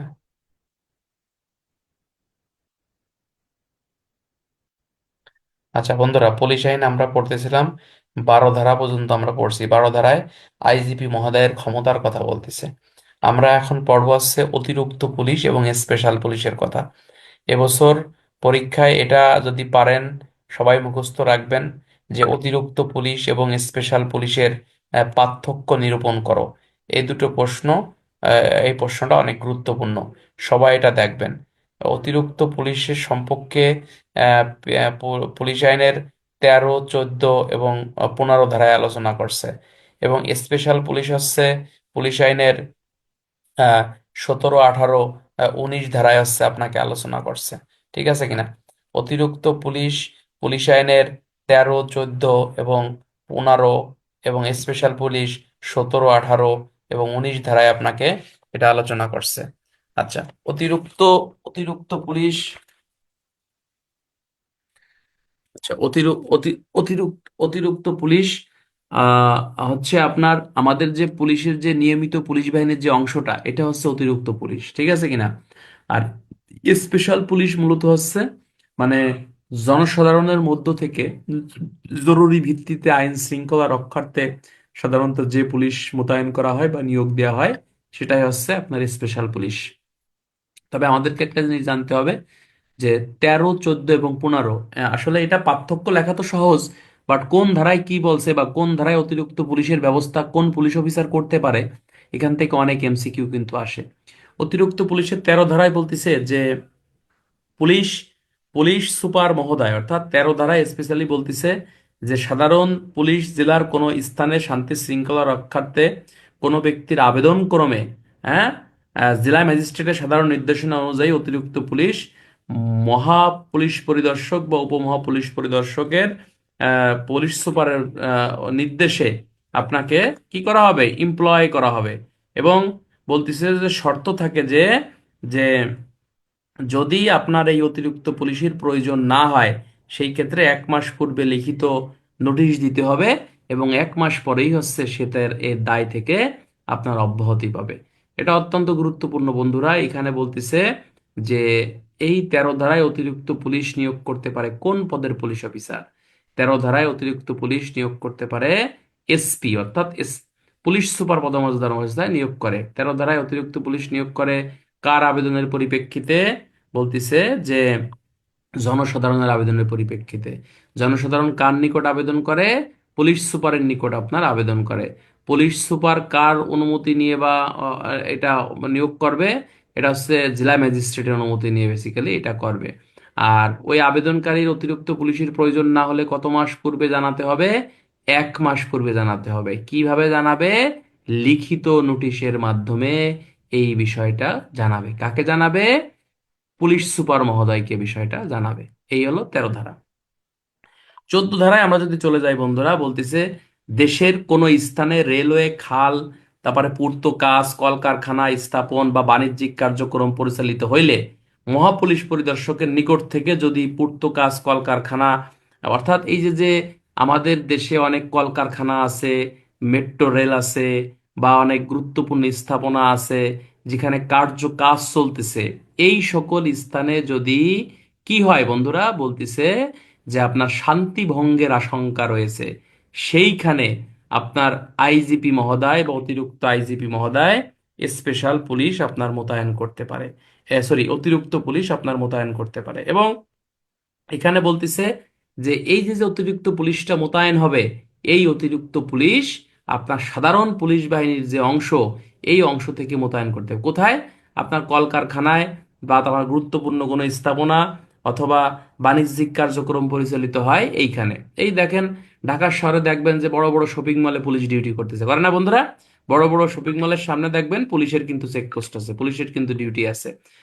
বড় বড় কলকারখানার সামনে কিন্তু পুলিশের ডিউটি আছে। যে কলকারখানার মানে নিরাপত্তার জন্য তো এখন আমাদের পুলিশের আলাদা একটা ইউনিটি আছে। কি ইউনিটের জন্য বন্ধুরা? ওই যে, আরে, শিল্প পুলিশ। শিল্প পুলিশ আছে, তাই না? এই যে কেপিআই এলাকায় তো আলাদা আমাদের পুলিশ সবসময় ডিউটি করেই। এটা হচ্ছে 14 ধারা। তাহলে 14 ধারায় অতিরিক্ত পুলিশ নিয়োগ করে কে? আইজিপি মহোদয় আপনার এই নিয়োগটা সে করতে পারে। আচ্ছা, এটা কয় ধারা? 14 ধারা। 14 কটা অত্যন্ত গুরুত্বপূর্ণ। 14 কথায় বলতেছে যে আইজিপি মহোদয়ের একটা ক্ষমতা, অর্থাৎ আমাদের বাংলাদেশে রেলওয়ে যে নিরাপত্তা বাহিনী আছে, অস অ্যান্ড অর্ড, হ্যাঁ জানেন তো? অস অ্যান্ড অর্ড, এটা বাংলাদেশের কি বাহিনী? রেলওয়ে নিরাপত্তা বাহিনী। এই রেলওয়ে নিরাপত্তা বাহিনীতে যে সকল প্রহরীরা আছে, অর্থাৎ যে সদস্যরা আছে, এদের সম্পূর্ণ অংশকে বা আংশিক কোনো অংশকে যদি বিশেষ প্রয়োজনে কি করতে পারে? বাংলাদেশ পুলিশ বাহিনীতে রূপান্তর করতে পারে। কে করতে পারে? আইজিপি মহোদয় করতে। তাহলে এমসিকিউ হতে পারে 14 কতে রেলওয়ে নিরাপত্তা বাহিনীকে কি পুলিশ বাহিনীতে রূপান্তর করতে পারে কে? আইজিপি মহোদয় করতে পারে। কোন বাহিনীকে? রেলওয়ে নিরাপত্তা বাহিনীকে। ইংরেজি হতে পারে অস অ্যান্ড অড বাহিনী কোনটি? রেলওয়ে নিরাপত্তা বাহিনী। ঠিক আছে কিনা? তাহলে কতটুকু করতে পারে? সম্পূর্ণ অংশকে বা আংশিক অংশকে। ঠিক আছে কিনা? যখন এই রেলওয়ে নিরাপত্তা বাহিনী আপনার পুলিশ বাহিনীতে রূপান্তরিত হবে, তখন পুলিশ বাহিনীর যাবতীয় এই সুযোগ সুবিধা তারা কিন্তু এই এই বাহিনী মানে তারা পাবে। ঠিক আছে কিনা? এই হলো 14 ধারা। 15 ধারাটা গুরুত্বপূর্ণ। উপদ্রব এলাকায় সরকারের অনুমতি নিয়ে আইজিপি মহোদয় অতিরিক্ত পুলিশ মোতায়েন করে। উপদ্রব এলাকা কোনটা? অর্থাৎ যেখানে মনে করেন বন্যা হয়েছে, দুর্যোগ হয়েছে, বা এই মুহূর্তে আপনার জরুরি ভিত্তিতে পুলিশের প্রয়োজন আইন শৃঙ্খলা রক্ষার্থে, হ্যাঁ, এই আপনার হিল এলাকায় হতে পারে, বা দুর্যোগ প্রবণ এলাকায় হতে পারে, যেখানে উপদ্রব আছে, অর্থাৎ বিপদের আশঙ্কা রয়েছে, এমন এলাকায় কি করতে পারে? সিলেট নাকি? সিলেট তো ঠিক আছে, সিলেটে আবার কি সমস্যা? আচ্ছা, তাই এখানে আপনার এই ইয়া করতে পারে। আরে কি বলতেছে? বলতেছে যে আপনার এই এই মানে অতিরিক্ত পুলিশ মোতায়েন করে। এখন উপদ্রব এলাকায় যখন অতিরিক্ত পুলিশ মোতায়েন হবে, তখন এদের বেতন ভাতা দিয়ে কে বহন করবে? প্রশ্ন হতে পারে না? এই বেতন ভাতা দিয়ে উপদ্রব এলাকা জনসাধারণকে বহন করতে হবে। এবং এদের কাছ থেকে কিন্তু একটা ওই যে একটা কর আদায় করতে হবে, পিটনি কর। হ্যাঁ, পিটনি কর অর্থাৎ পিউনিটিভ ট্যাক্স আদায় করতে হবে। এবং এখানে বলতেছে যদি সরকার মনে করে এই পিটনি কর থেকে এদেরকে কি দেওয়া যাবে, বলতেছে দায় থেকে আপনার অব্যাহতি দেওয়া যাবে। এই হলো 15 ধারা। তাহলে বেসিক্যালি এখান থেকে কি কি এমসিকিউ হতে পারে বন্ধুরা? অতিরিক্ত পুলিশ কোন কোন বাহিনীর অংশ? সাধারণ পুলিশ বাহিনীর অংশ। অতিরিক্ত পুলিশ নিচের কোন ক্ষেত্রে নিয়োগ করা হয়? আইন শৃঙ্খলা রক্ষার্থে নিয়োগ করা হয়। অতিরিক্ত পুলিশ 13 ধারায় নিয়োগ করে কে? Police super. 14 ধারায় নিয়োগ করে কে? আইজি। 14 কতে নিয়োগ করে কে? আইজি। 15 ধারায় নিয়োগ করে কে? আইজি। এবারে আছে 14 ধারায় অতিরিক্ত পুলিশ কোথায় নিয়োগ করা হয়? রেল কলকারখানায়।